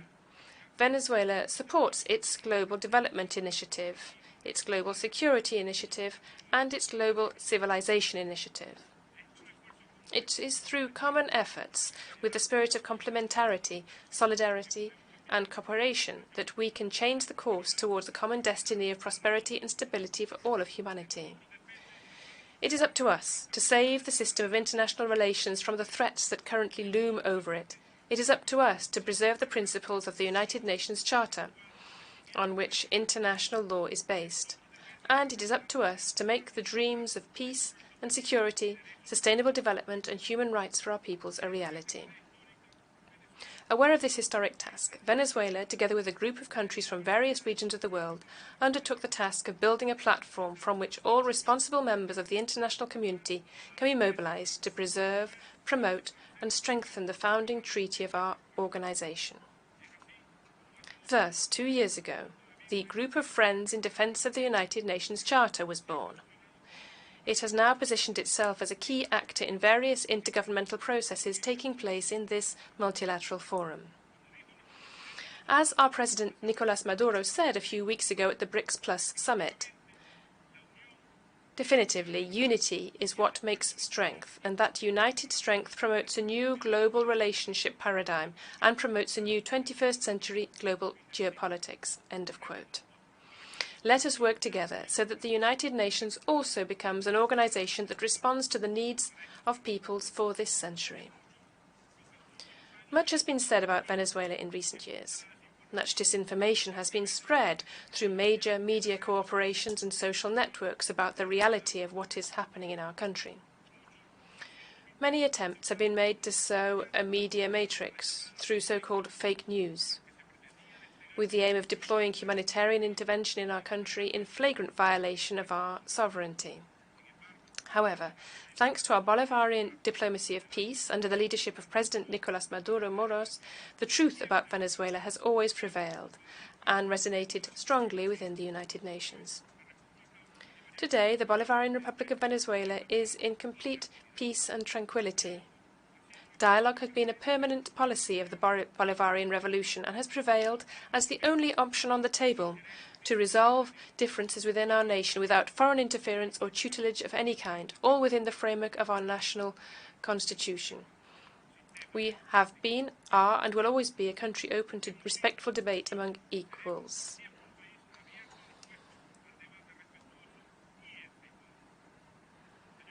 President, those who attempted to subjugate our people through economic terrorism, hunger, disease, foreign invasion, the thwarted assassination of our head of state and government, and the imposition of fictitious entities to promote a regime change agenda and facilitate the theft of national assets, have failed miserably. Dozens of countries took an ill-conceived and clumsy stance which unfortunately left them ridiculed in the face of history. Together, the vast majority of those countries, with few exceptions, have overcome the uncomfortable episode and have returned to the path of diplomacy and understanding among equals. In Venezuela, we stand tall, fighting alongside our people, with unity among all sectors of the country and heading towards a new electoral process in which, despite the campaigns that have already been launched to discredit it or question it, we are confident will result in new popular victories based on the sovereign will of the Venezuelan people. Once again, in 2024, we will go to the polling stations in a civic and massive manner to reiterate support for the Bolivarian, revolutionary and socialist project initiated by the internal Commander Hugo Chavez Frias. Allow me to conclude by reiterating that Venezuela remains determined to be the master of its destiny and to exercise its sovereignty. Determined to continue consolidating its independence and its right to live in peace. Our nation and our people do not yield, nor will ever yield, to pressure, blackmail or threats, and will continue to be free. Today, we find ourselves with a high morale and a high level of awareness and unity to continue advancing in the construction of a homeland of social justice, solidarity and inclusion, inspired by our liberators and the permanent will of a people that does not surrender and will never surrender, determined to continue winning in revolution. Thank you very much, President. I thank the Minister of the People's Power for Foreign Affairs of Bolivarian Republic of Venezuela. I now give the floor to Her Excellency Anne Betty Vivrian, Minister of International Development of Norway.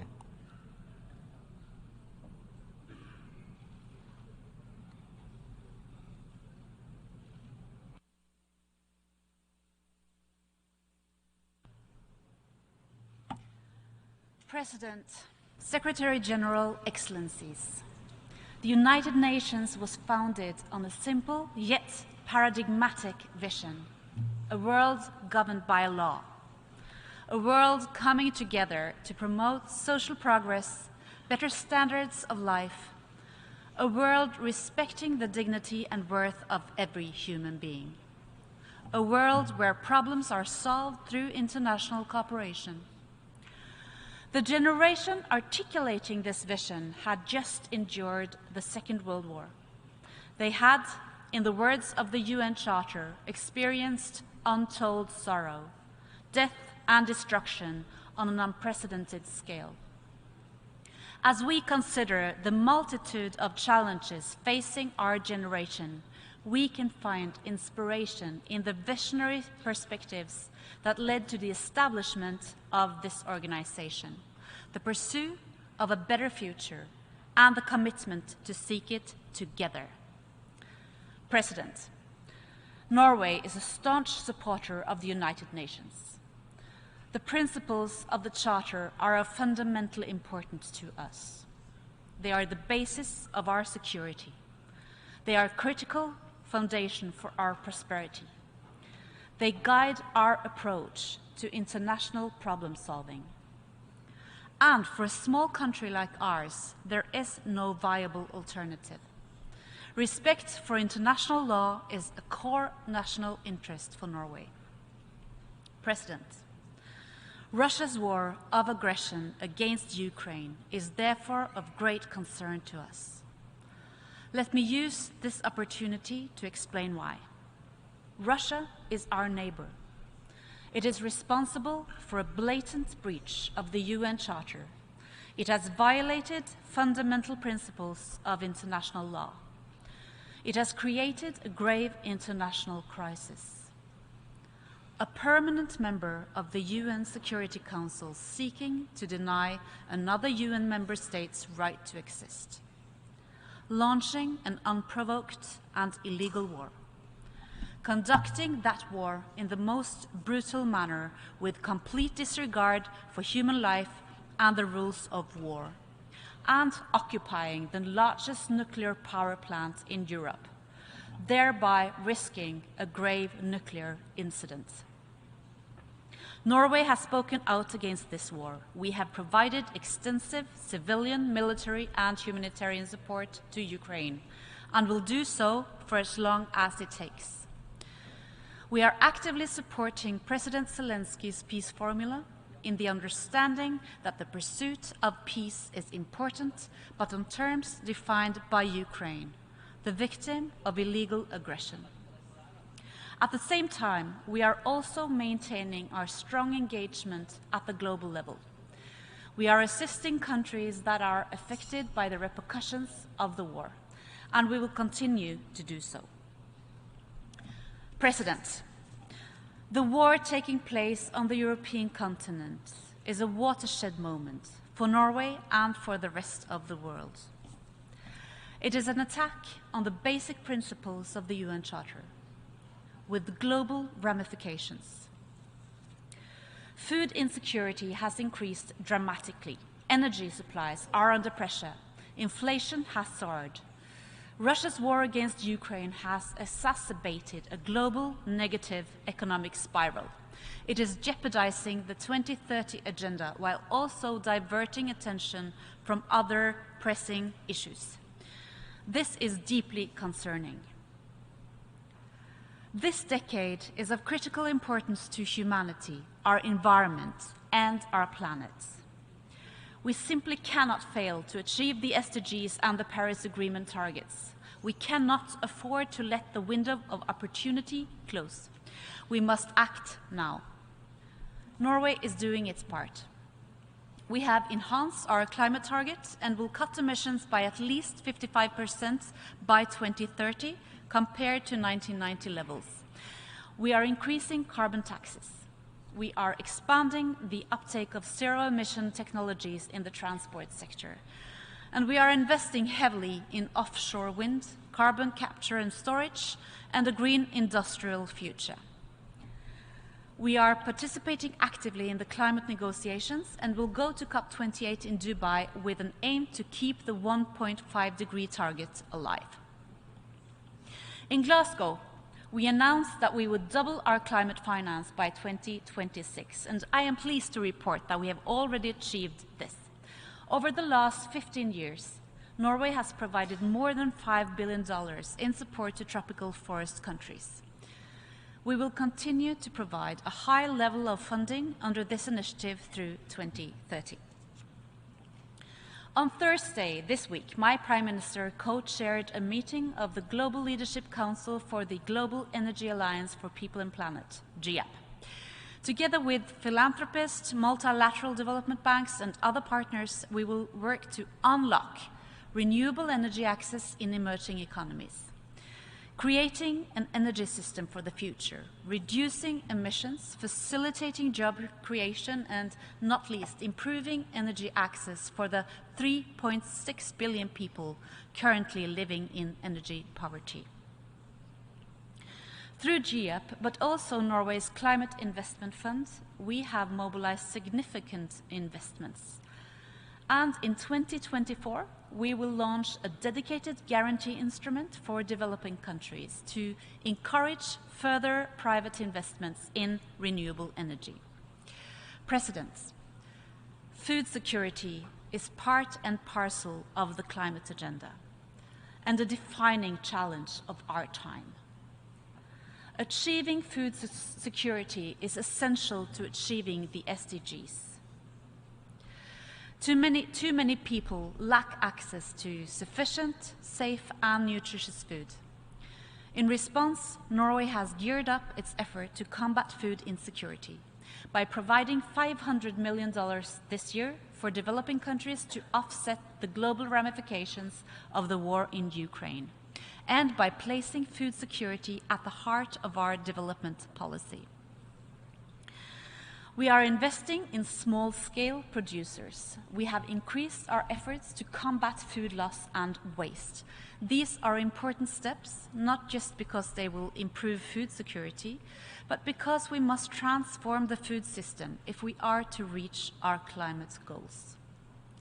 President, sustainable use of the oceans is part of the Norwegian DNA. Norway's Prime Minister is co-chair of the high-level panel for sustainable ocean economy. I'm pleased to report that the panel's 18 member states will develop sustainable ocean plans by the UN Ocean Conference in 2025. I am also encouraged that so far more than 75 states, with Norway as one of them, have signed the agreement on the conservation and sustainable use of marine biodiversity in areas beyond national jurisdiction, the BBNJ agreement. This is an important step towards improving ocean governance and cooperation. It shows that the UN Convention on the Law of the Sea can adapt to meet evolving challenges. And it demonstrates that continuing strength and promise of multilateralism despite geopolitical tensions. President, the COVID-19 pandemic had devastating consequences for people, communities, health systems, and economies across the world. It was a global wake-up call. We must prepare better for the next pandemic. Safeguarding global public health requires close, broad-based international collaboration. It requires financing as well as investments in universal health coverage. We support the development of a pandemic accord at the WHO, and we call for rapid agreement on an interim mechanism on medical countermeasures. President, we are all familiar with the dividends of peace. Yet, as a community, we have long underestimated the value of conflict prevention. I would therefore like to thank the Secretary General for setting out his new agenda for peace. We agree wholeheartedly with the emphasis on preventive diplomacy. In a fractured world, With rising geopolitical tensions, it's critical that we seek common ground where we can find it. That we invest in dialogue, that we strive to understand each other, however deep disagreements may seem. Dialogue is essential. Without dialogue, we have fewer opportunities to influence, to encourage, or to simply explore political solutions in situations of conflict. Dialogue is at the heart of diplomacy. It is a basic tool for solving problems and for realizing the vision on which the United Nations is built. We welcome renewed regional dialogue in the Middle East. Signs of de-escalation and intensified diplomatic activity among the countries in the region is very welcome.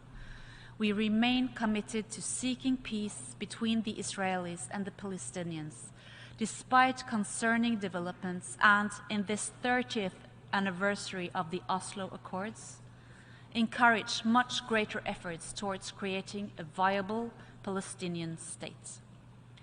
As guarantor in Colombia, we support the peace agreement with FARC and the ongoing negotiations between the government and the ELN. We are maintaining our engagement in the Horn of Africa by providing substantial humanitarian support and a standing offer to assist parties looking for political solutions. In Afghanistan, we engaged the de facto authorities in Kabul. If this can help to address the dire humanitarian situation, especially for women and girls who are being deprived of education and a future, it is worth the attempt. President, human rights are at the core of this organization. They articulate a binding agenda for fulfilling human potential. They are integral to the Sustainable Development Goals. They are instrumental in realizing almost any policy objective. Societies prosper when women and girls participate on an equal footing and are free to exercise their sexual and reproductive health and rights. Good solutions are identified when ideas can be articulated freely. Sustainable economic growth requires the rule of law. The point is, the case for human rights is solid, whether approached from values, from the law, or more instrumentally. We should therefore all be concerned that standards are slipping in many places. This has to stop. As governments, human potential is our most precious resource. We cannot afford to waste it. And let me say, to those who are taking risks and are standing up for human rights and democracy, to civil society, to lawyers, to journalists, to human rights defenders, you are making the world a better place. You have our support. President, I began by referencing the establishment of this organization. A critical moment in world history. It was the beginning of an era of institutionalized international cooperation, of rights and responsibilities, of a shared agenda to improve the human condition. That agenda is as important as ever, and it is our task as member states to find ways to make progress. We listen attentively to proposals for renewal, for innovation, for creativity. The UN General Assembly is the world's most important forum for dialogue and discussion. We are thankful that it exists. So let's get to work, finding common ground, solving problems across borders, revitalizing the 2030 Agenda, honoring our international obligations and commitments. Thank you. I thank the Minister of International Development of Norway. I now give the floor to His Excellency Abdoulaye Diop, Minister of Foreign Affairs and International Cooperation of Mali.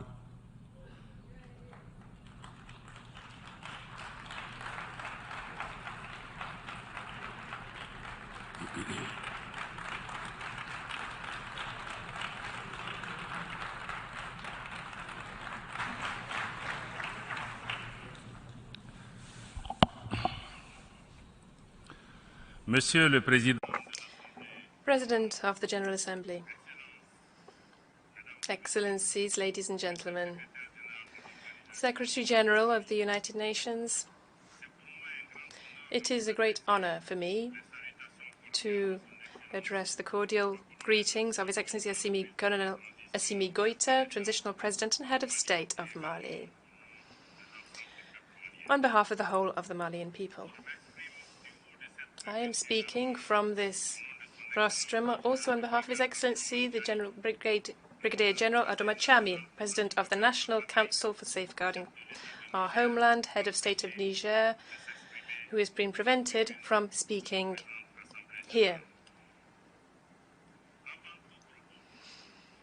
At the outset, I should like to renew the condolences of the people and authorities of Malawi to the authorities and people of Morocco, Libya, Turkey and Syria, following the natural disasters which have hit these kindred countries.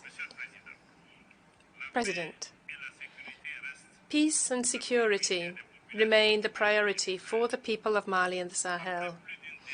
After over a decade of violence with particularly devastating effects. However, this region was known as a haven of peace, social cohesion, and coexistence between its communities. For its part, Mali has decided to carry out a paradigm shift and take its fate into its own hands. In security terms, therefore, Mali has prioritized capacity building of our security and defense forces so as to allow them to acquit themselves of their sovereign mission of defending our national territory and protecting the people and goods. The Malian people has now resumed greater trust and confidence in its defense forces. The people of Mali are encouraged by the results in combating the terrorist armed groups and their foreign state sponsors. Mali denounces, once again, with great force, the interference of certain powers who continue to facilitate the criminal activities of terrorist armed groups in Mali and in the Sahel. I wish to recall that on the 15th of August 2022, the government of Mali had alerted the United Nations Security Council to hostile acts and aggressions by France. Rather than ceasing such actions, this country, a permanent member of the Security Council of the United Nations, continues with full impunity its destabilizing maneuvers in Mali and the Sahel, as is attested to by the recent liberation of terrorists in the tri-border zone of Burkina Faso, Mali and Niger, outside any kind of judicial framework and unknown to the states concerned, to perpetrate further actions and terrorism against our civilian people and our defense and security forces. The hostile acts by France are also shown in their illegal and inopportune actions to prevent the treatment of our requests for financing in a number of financial institutions of a sub-regional, regional and even international nature. Likewise, it is regrettable that this same country, France, attempts and sometimes even manages, unfortunately, to instrumentalize regional African organizations, pitting brotherly countries against each other, merely for their geopolitical interests in a neo-colonial and paternalistic attitude. President, Mali is aware of the fact that military action alone cannot sustainably eradicate the complex challenges linked to terrorism and certain problems linked to the governance of the country. This is why the government has endowed itself with an integrated strategy, including political and institutional reform, development, specific concerns for youth, women, including employment and their representation in decision-making bodies at local and national levels. To put the conditions in place allowing us to achieve the deepest aspirations of the Malian people for change, the government has committed itself to implementing political and institutional reforms which will be necessary for the reorganization of the state. In this dynamic, the 18th of June 2023 organization of referendum of a new constitution in Mali was adopted at over 96%, and this is participating in this effect. Its promulgation by the head of state on the 18th of July 2023 means the beginning of the Fourth Republic in Mali. With this landmark, we show our true determination to ensure a return to constitutional order which is peaceful and secure, including the organization in the upcoming months of general elections. President, after 10 years of presence in our country, the international response to the security challenges in Mali has not been commensurate to the threats. The expectations of the Malian people, expressed so many times by the authorities, have therefore often been ignored.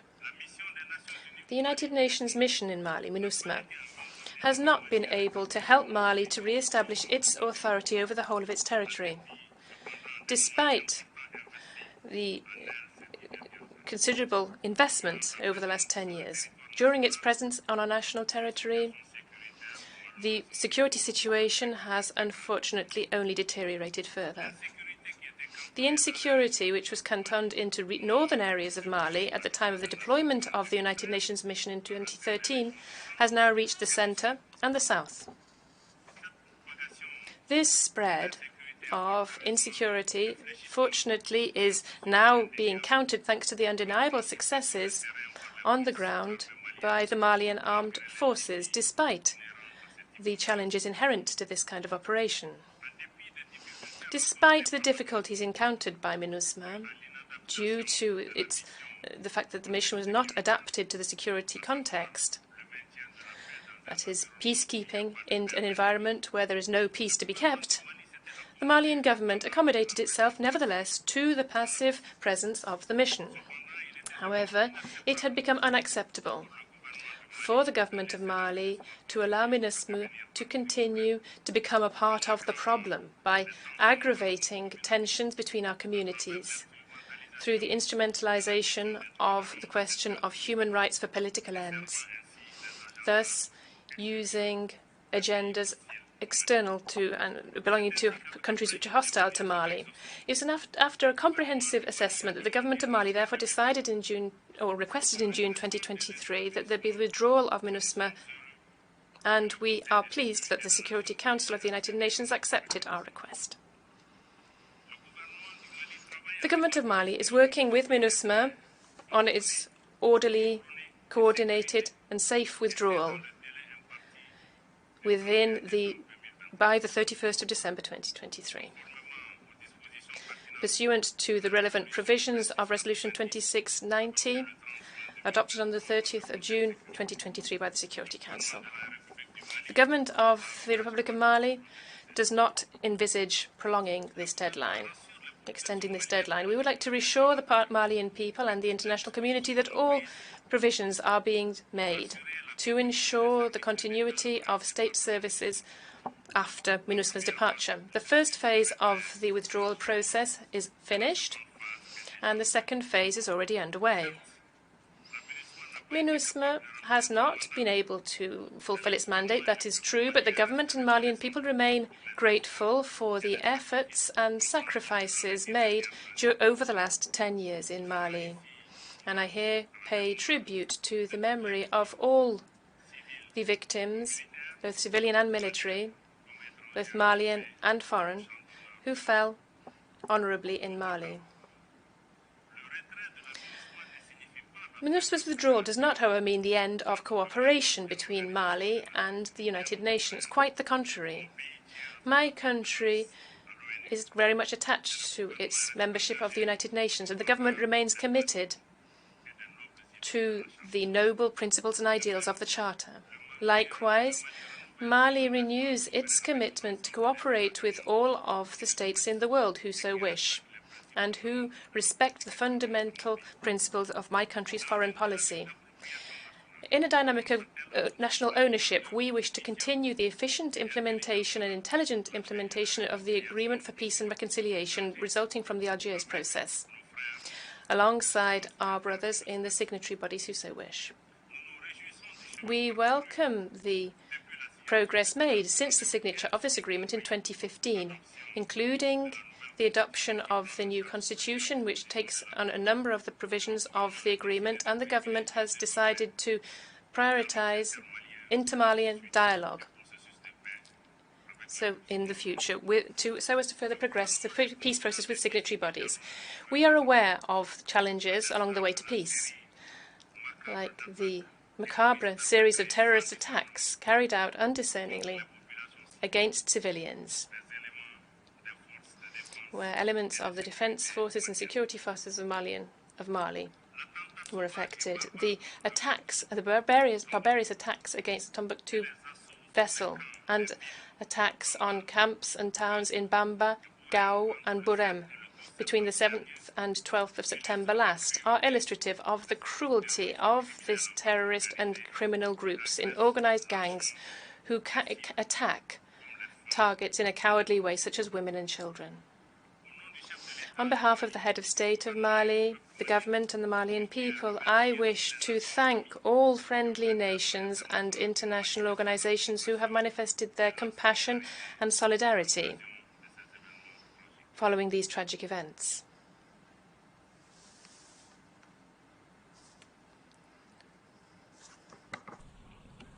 Toutefois, il est Having said that, it is regrettable that even faced with such tragic events, and at a time where the topic of our session calls on us to show greater solidarity, it is regrettable that the UN Security Council has failed to attain the minimum consensus to find the means to denounce these barbarous acts.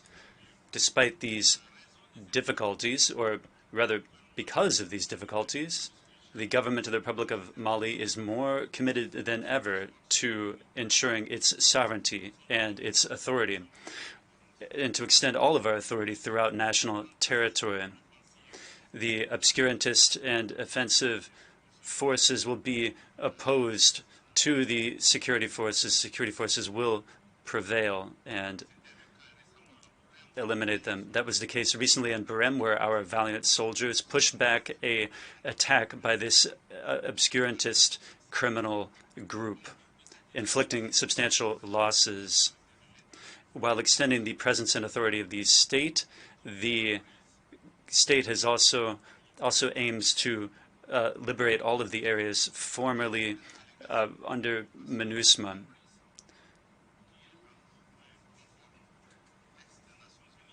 We are acting in conformity with all UN texts, and in no way are our actions an act of belligerence against the signatory movements. Quite the contrary. We are continuing to extend a hand to our brothers, the signatories, to ensure sustainable peace and harmonious development for our nation. So we call upon the armed groups to stop their collusion with armed terrorist groups during recent attacks, and to do so pursuant to the peace agreement and the various relevant UN Security Council resolutions. In the current geopolitical context, Mali does not want to be a theater of confrontation or competition for foreign geopolitical interests. Yet we stand ready to engage in cooperation with all partners that respect our sovereignty and our choice of partners, and also in the interests of the Malian people. President, as for the regional and international situation, Mali is closely following recent developments in Africa and in the rest of the world. As for global governance, the government of the Republic of Mali reiterates its commitment to the respect for the Charter of the United Nations, especially respect for the sovereign equality of states. And hence, we reject the policy of certain states to exercise neo-colonial dominion and to subject other peoples and nations. We deplore that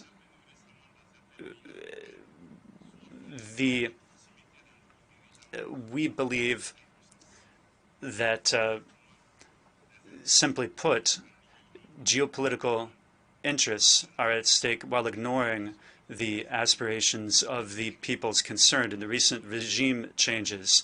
In this regard, we denounce and reject the double standards that are exercised by certain powers and certain regional organizations, and even by certain international organizations, including by the United Nations.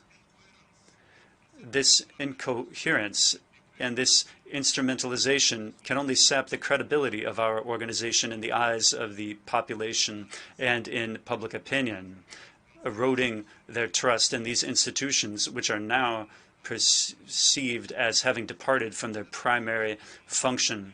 Some of these organizations are used beyond any legal framework. They're being used as weapons against countries and populations that endorse them freely and sometimes undertook a transfer of sovereignty.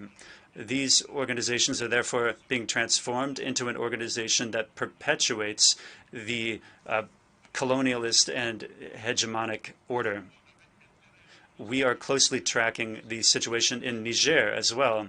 Since the 26th of July 2023, the people and government of Mali reiterates their support, total support to the government and people of Niger, which is a kindred country, a neighboring country, and a friendly country.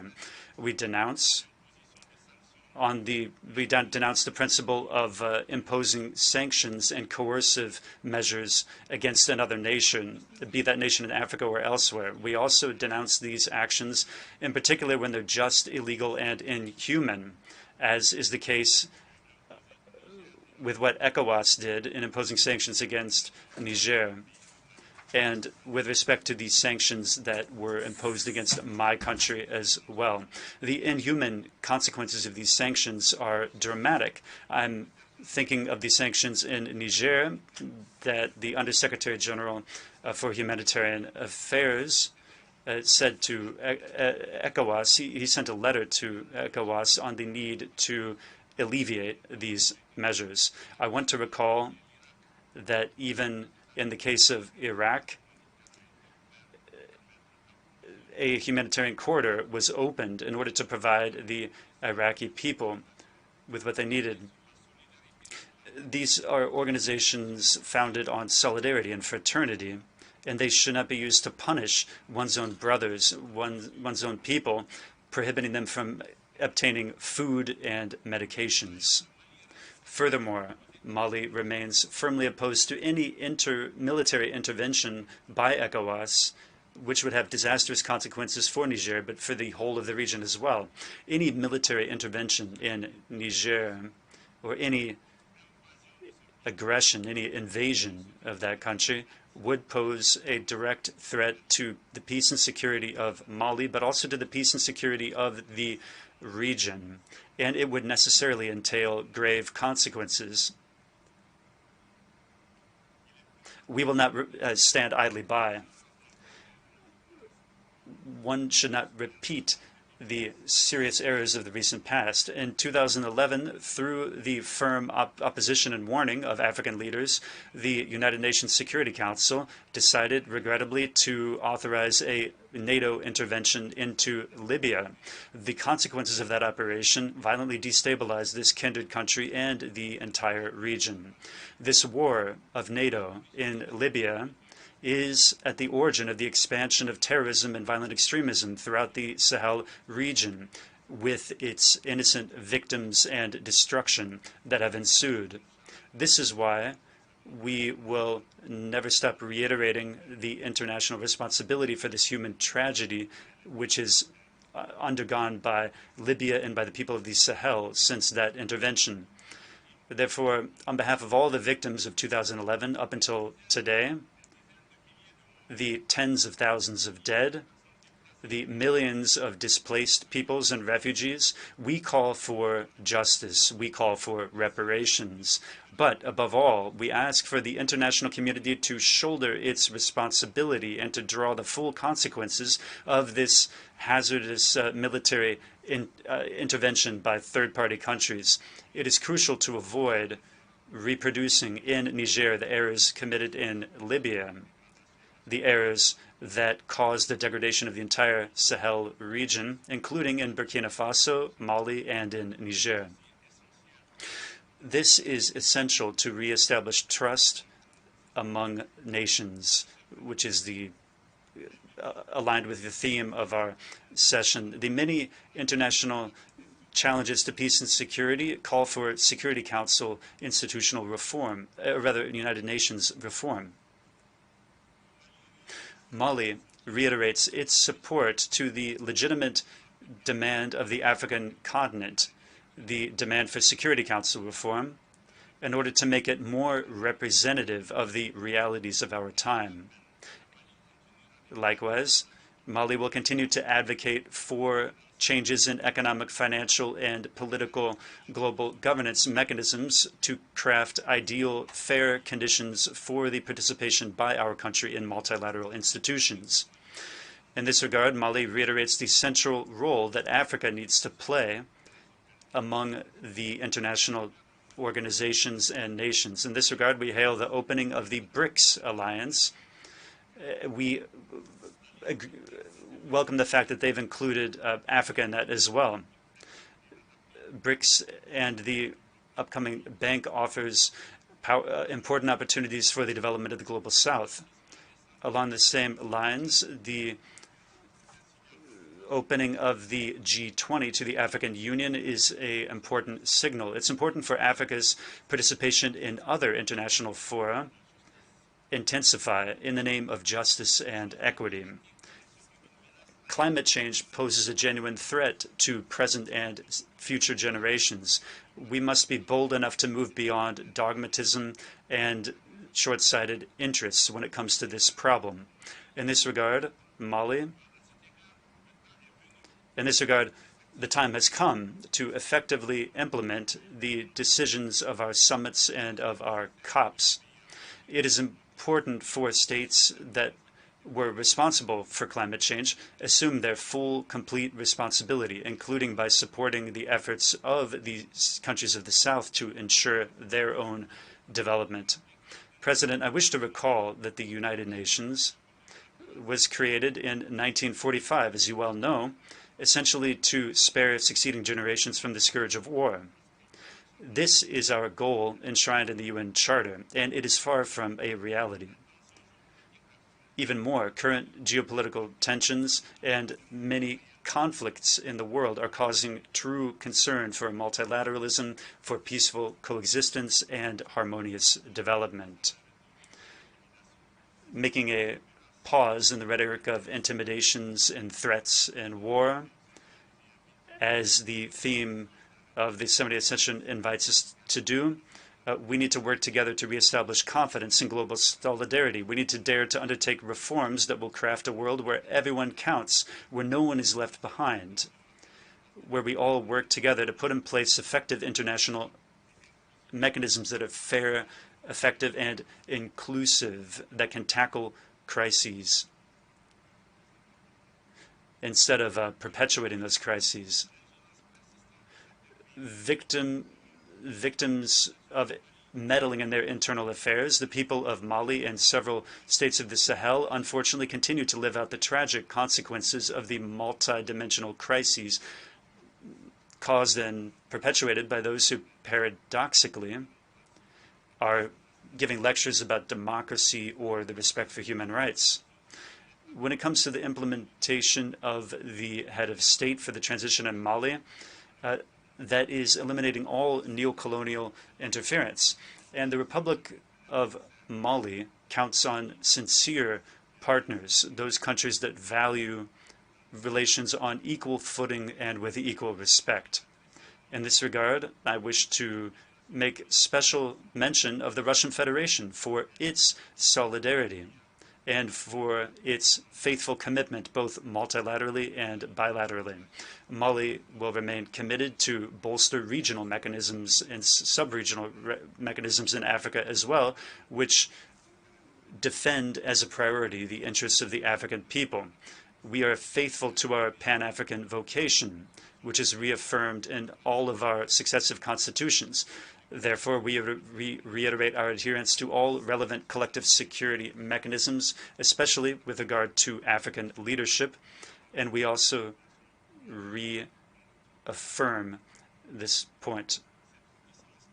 This is the full meaning behind the creation on the 16th of September of 2023 of an alliance of the Sahel nations of Burkina Faso, Mali, and Niger by the signing of a charter. This organization aims to establish a collective defense architecture and architecture of mutual defense to counter any form of aggression, terrorism, or transnational organized crime in the space of the alliance. This new organization also has the ambition of bringing together the efforts of these three countries in the socioeconomic and monetary realm, but also to strengthen a new basis for regional integration. This time, it will be an integration of the people, grounded in solidarity, in respect for dignity, in the identity of our peoples and our countries, and the affirmation of our sovereignty over our land and resources, but also our sovereignty over our organizations, the financing of our activities through our own resources, and also prevention of hegemonic and neo-colonial domination. Beyond security cooperation, Mali fully endorses the African initiatives that work to promote and increase bonds of fraternity and solidarity throughout the African Political Alliance, initiated by the sister republic of Togo, which aspires to achieve an independent Africa that is politically strong, that is non-aligned, and can participate on equal footing in global governance.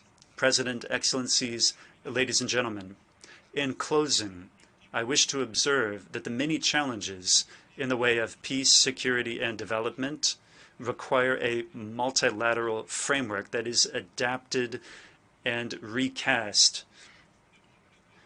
We cannot continue to do what we've been doing before, using the same mechanisms, the same institutions which have failed to adapt while expecting a new outcome.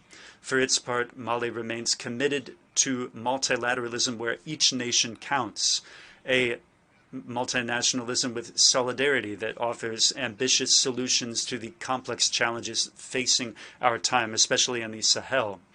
A open multilateralism which takes into account the deep aspirations of our population to change, dignity, and respect for sovereign equality of states, equity, justice, development, security, and finally, peace. I thank you for your kind attention. I thank the Minister of Foreign Affairs and International Cooperation of Mali.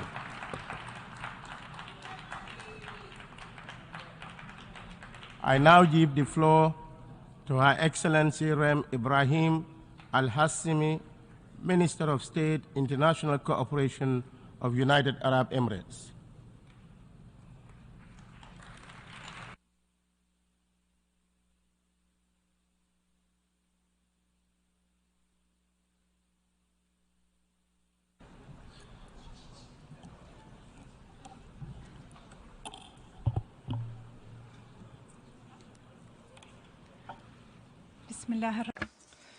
In the name of God, the merciful, the compassionate, Mr. President, I would like to congratulate you, Your Excellency, on assuming the presidency of this session. I also value the efforts of His Excellency Chaba Koroshi during his presidency of the previous session. I would like to reiterate our sincere condolences to the governments and the peoples of the Kingdom of Morocco and the State of Libya after the recent disasters that hit the two countries recently.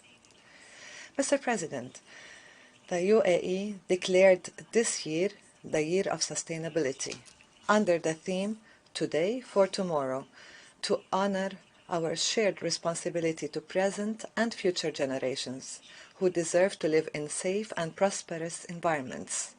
We also seek to honor and build upon the efforts of our founding fathers who strived for the advancement of our nations. Our responsibility is to preserve our planet, our natural resources, as well as our cultural heritage. The UAE believes that this fundamental premise should guide our approach to the existential challenges facing our world today. This particularly applies to armed conflicts currently at their highest since World War II, and the increasing frequency and impacts of climate disasters. It also includes our enduring efforts to preserve and defend our shared human values in a world dominated by the unrelenting waves of extremism, racism, and hate speech. Fortunately, more than any other time in history, we are capable of overcoming these challenges. We have reached the highest level yet of advancement. Today, we possess the technology required to find innovative solutions to complex challenges. We have put in place regional and international institutions to coordinate collective action, and we are equipped with the necessary legal frameworks to organize international relations.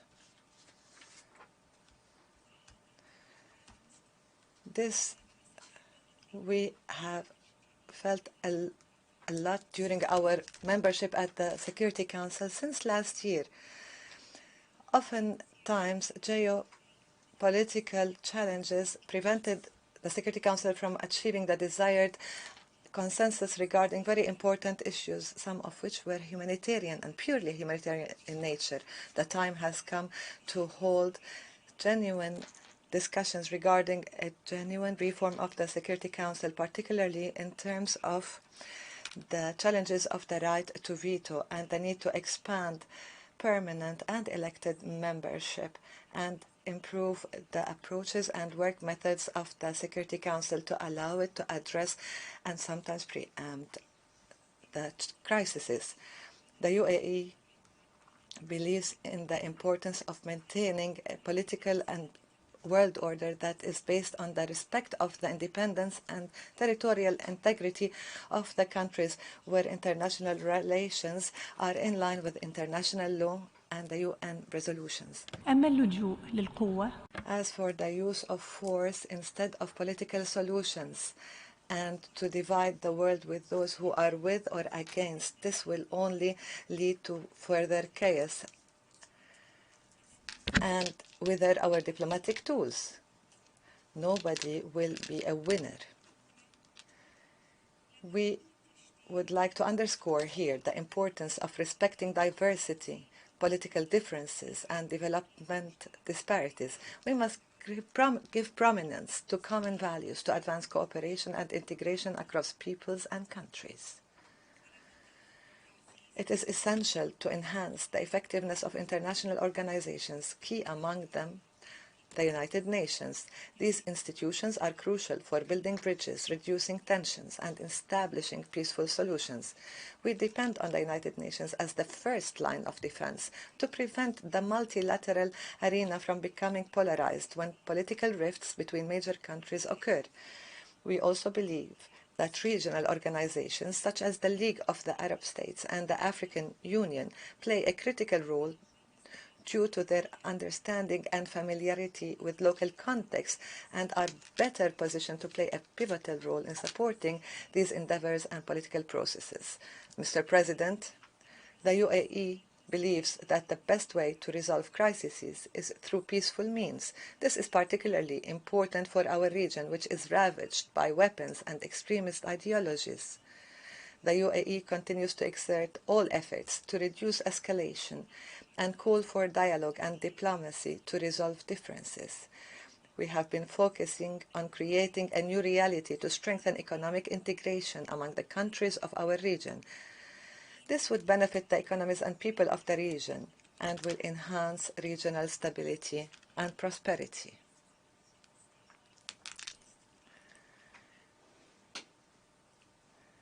The UAE renews its demand to Iran to end its occupation of the 3 UAE islands, Greater Tomb, Lesser Tomb, and Abu Musa. Our legitimate right to these islands has not diminished, and time will not diminish nor extinguish our sovereignty over these islands. We will continue to seek a resolution either through direct negotiations or through the International Court of Justice. This has been our firm stance for decades. We stress the position of the Gulf Cooperation Council that calls on Iraq to take serious and urgent steps to address the negative consequences of the ruling of its federal Supreme Court regarding the agreement concluded between Kuwait and Iraq on the regulation of maritime navigation in Khor Abdullah. This needs to be done in a manner that serves good neighborly relations in line with the international law and the agreements signed between the two countries. Our ultimate goal is to push for the zero problems with neighbors as a principle. Regardless of how great these challenges, it is critical to restore the legitimate sovereignty of states and prevent extremist and armed groups from maintaining a presence in our region. We must move forward with a vision that promotes peace, openness, coexistence, cooperation, and development. We believe that achieving this vision is possible. Our region is full of hope, resources, and our youth has great potential to lead our nations towards security, stability, and prosperity. This can only be achieved with political will and determined efforts.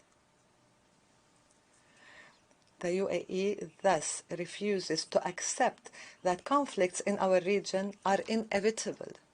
We believe that security, stability, and prosperity will be restored in Yemen, Syria, Sudan, Libya, Iraq, and Lebanon. We also believe in the establishment of an independent Palestinian state on the 1967 borders, with East Jerusalem as its capital. Without eradicating extremism, hatred, and racism from our region and globally, these efforts will not succeed. It has become abundantly clear that hate speech and extremism are closely linked to the spread and escalation of conflict. The Security Council acknowledged this fact in its historic resolution 2686 concerning tolerance, international peace, and security last June, an important initiative in which the UAE played a prominent role.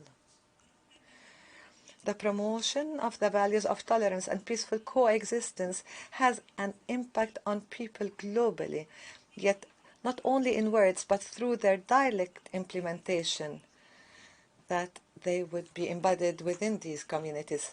Acts such as destroying a church in Iraq,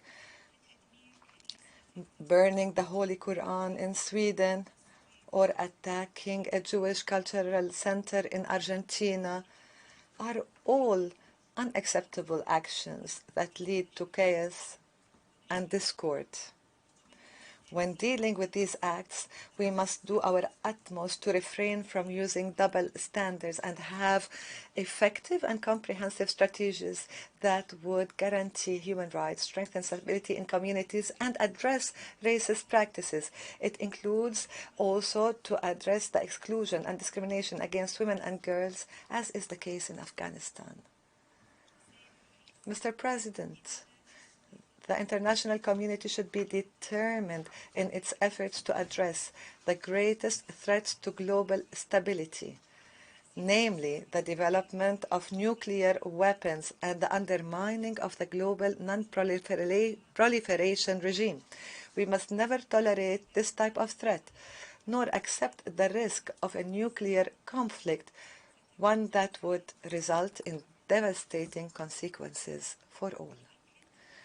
We also stress the importance of alleviating the suffering of people affected by conflict situations, particularly through humanitarian exceptions when sanction measures are imposed.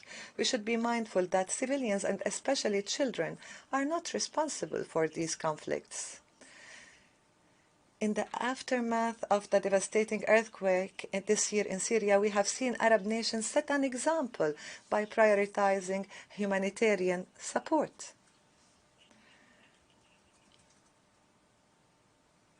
As part of the UAE efforts to alleviate the suffering of people affected by crises by all possible means, we plan to launch a digital platform that employs advanced technologies to enable affected states to better harness international support in the wake of natural disasters. The digital platform will help in providing urgent, effective, and coordinated humanitarian response. I would like to emphasize that the interplay between conflicts and other serious challenges, particularly climate change, food and energy security, and water crises, can cause significant consequences for present and future generations. The climate crisis is an important juncture in our history. The results of the first global stocktake only confirm how far off track we are in implementing the objectives of Paris Agreement. To keep 1.5 degrees within reach, we need transformational change.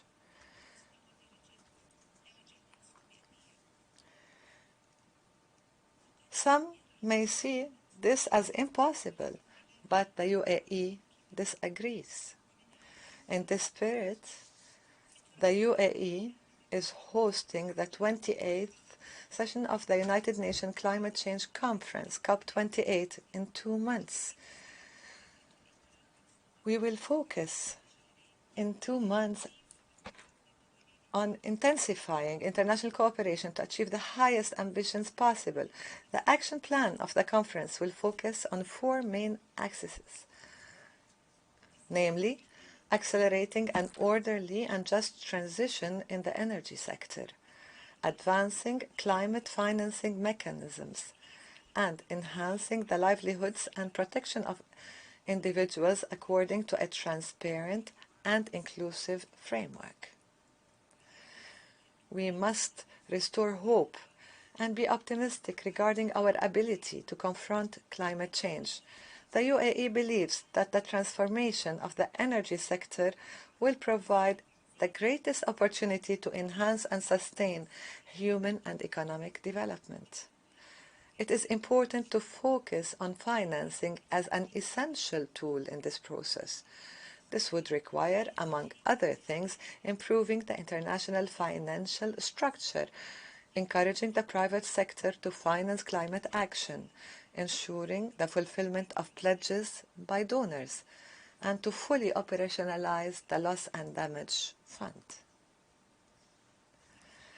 In line with UAE's values and approach, we will utilize the contributions of women, youth, and civil society, as well as the private sector. Government agencies should also fulfill their responsibilities to confront climate change. We must remain united and work together to make progress. I would like to take and seize this opportunity to extend an open invitation to the world to actively participate in this conference and develop collective solutions to achieve a substantial shift in confronting climate change, a shift that allows us to move our focus from negotiations to achieving tangible results in pursuit of an inclusive and sustainable future. By addressing climate change, we can alleviate the food insecurity crisis. This requires further investment in food supply systems and safeguarding them from damage or attacks. It also demands a focus on the development of smart systems to increase productivity and minimize the impact of natural disasters, political and security crises. Water scarcity is an increasingly challenging issue globally, yet it has to receive the attention it deserves. There is an urgent need to find new models of international cooperation to address this challenge and make it a top priority for multilateral action. The UAE, in recognition of this, seeks to find effective solutions by working with the international partners to address this important issue. Today, the UAE's Foreign Ministry has published a report which we hope will contribute to achieving this goal. To conclude, global challenges are becoming increasingly interlinked.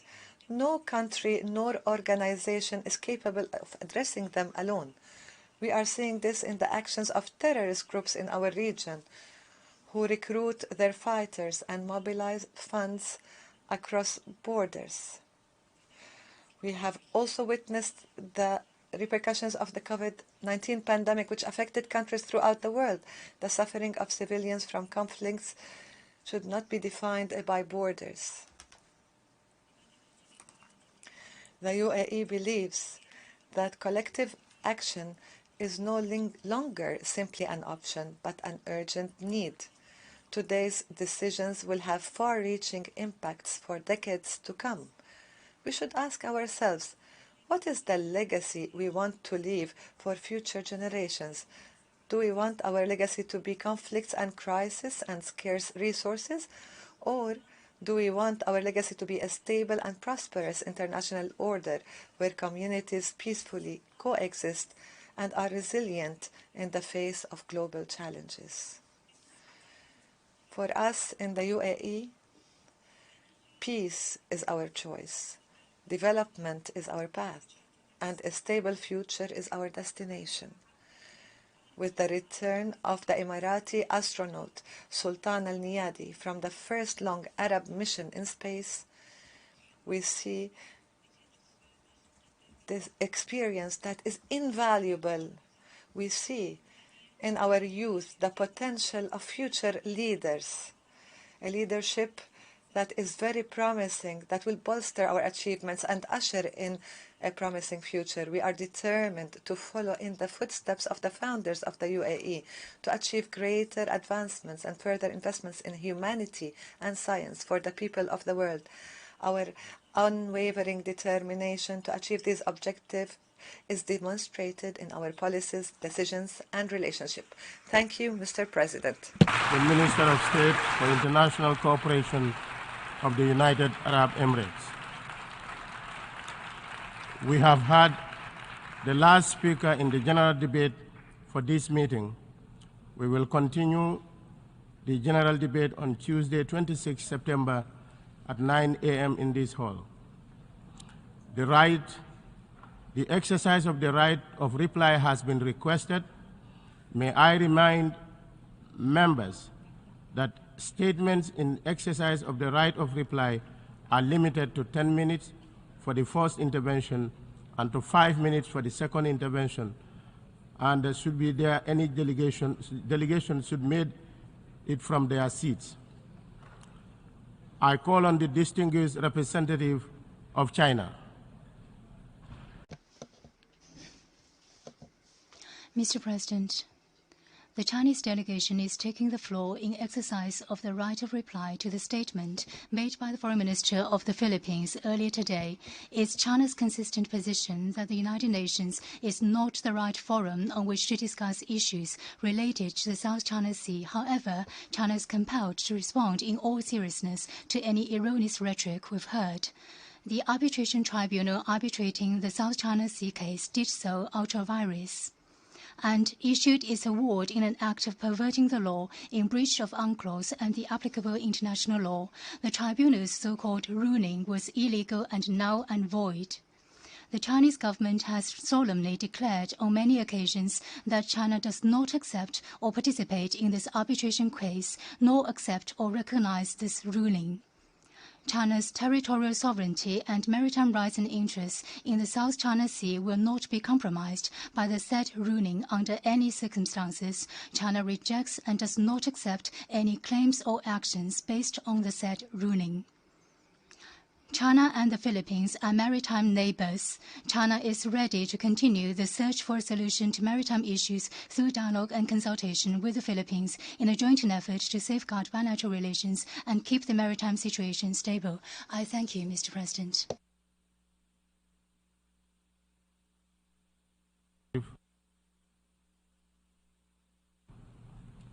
I call on the distinguished representative of Guatemala. Señor Presidente. President, as Foreign Minister of the Republic of Guatemala and in exercise of the right of reply, I wish to refer to the comments of my colleague, the Foreign Minister of Belize, in their statement to this Assembly. I wish to underpin the pacifist stance of the people of Guatemala, whose foreign policy is based upon good faith and upon strictly abiding by international law. The consistent reports of the observation mission of the Organization of American States in the adjacency zone show that the work to promote the culture of peace by both governments, fostering programs of education, culture, health, and preservation of nature in this place, are active. In the same vein, the joint work of the armed forces of both countries in combating drugs trafficking and other scourges which affect our region and which are the responsibility of each country. Guatemala is recognized regionally as a leader in countering drug trafficking. Guatemala has systematically been the victim of radical, social, independentist Belizean groups, who year upon year attempt to provoke instability in the Rio Sarstoon River zone, thus violating the territorial integrity and sovereignty of our country. Throughout our history, we have borne witness to the deaths of fellow Guatemalans who have perished at the hands of Belizean armed forces, but there has never been an issue despite the systematic provocations of these groups who claim that Guatemalan soldiers have violated the human rights of their Belizean brothers or disrupted peace. Guatemala reiterates its commitment to continue cooperating closely with the government of Belize to continue to develop the adjacency zone and continue working together to preserve the security of both nations. Guatemala honors its commitments and abides by the jurisdiction of the International Court of Justice to settle any difference between our nations with regard to sovereignty and territorial integrity.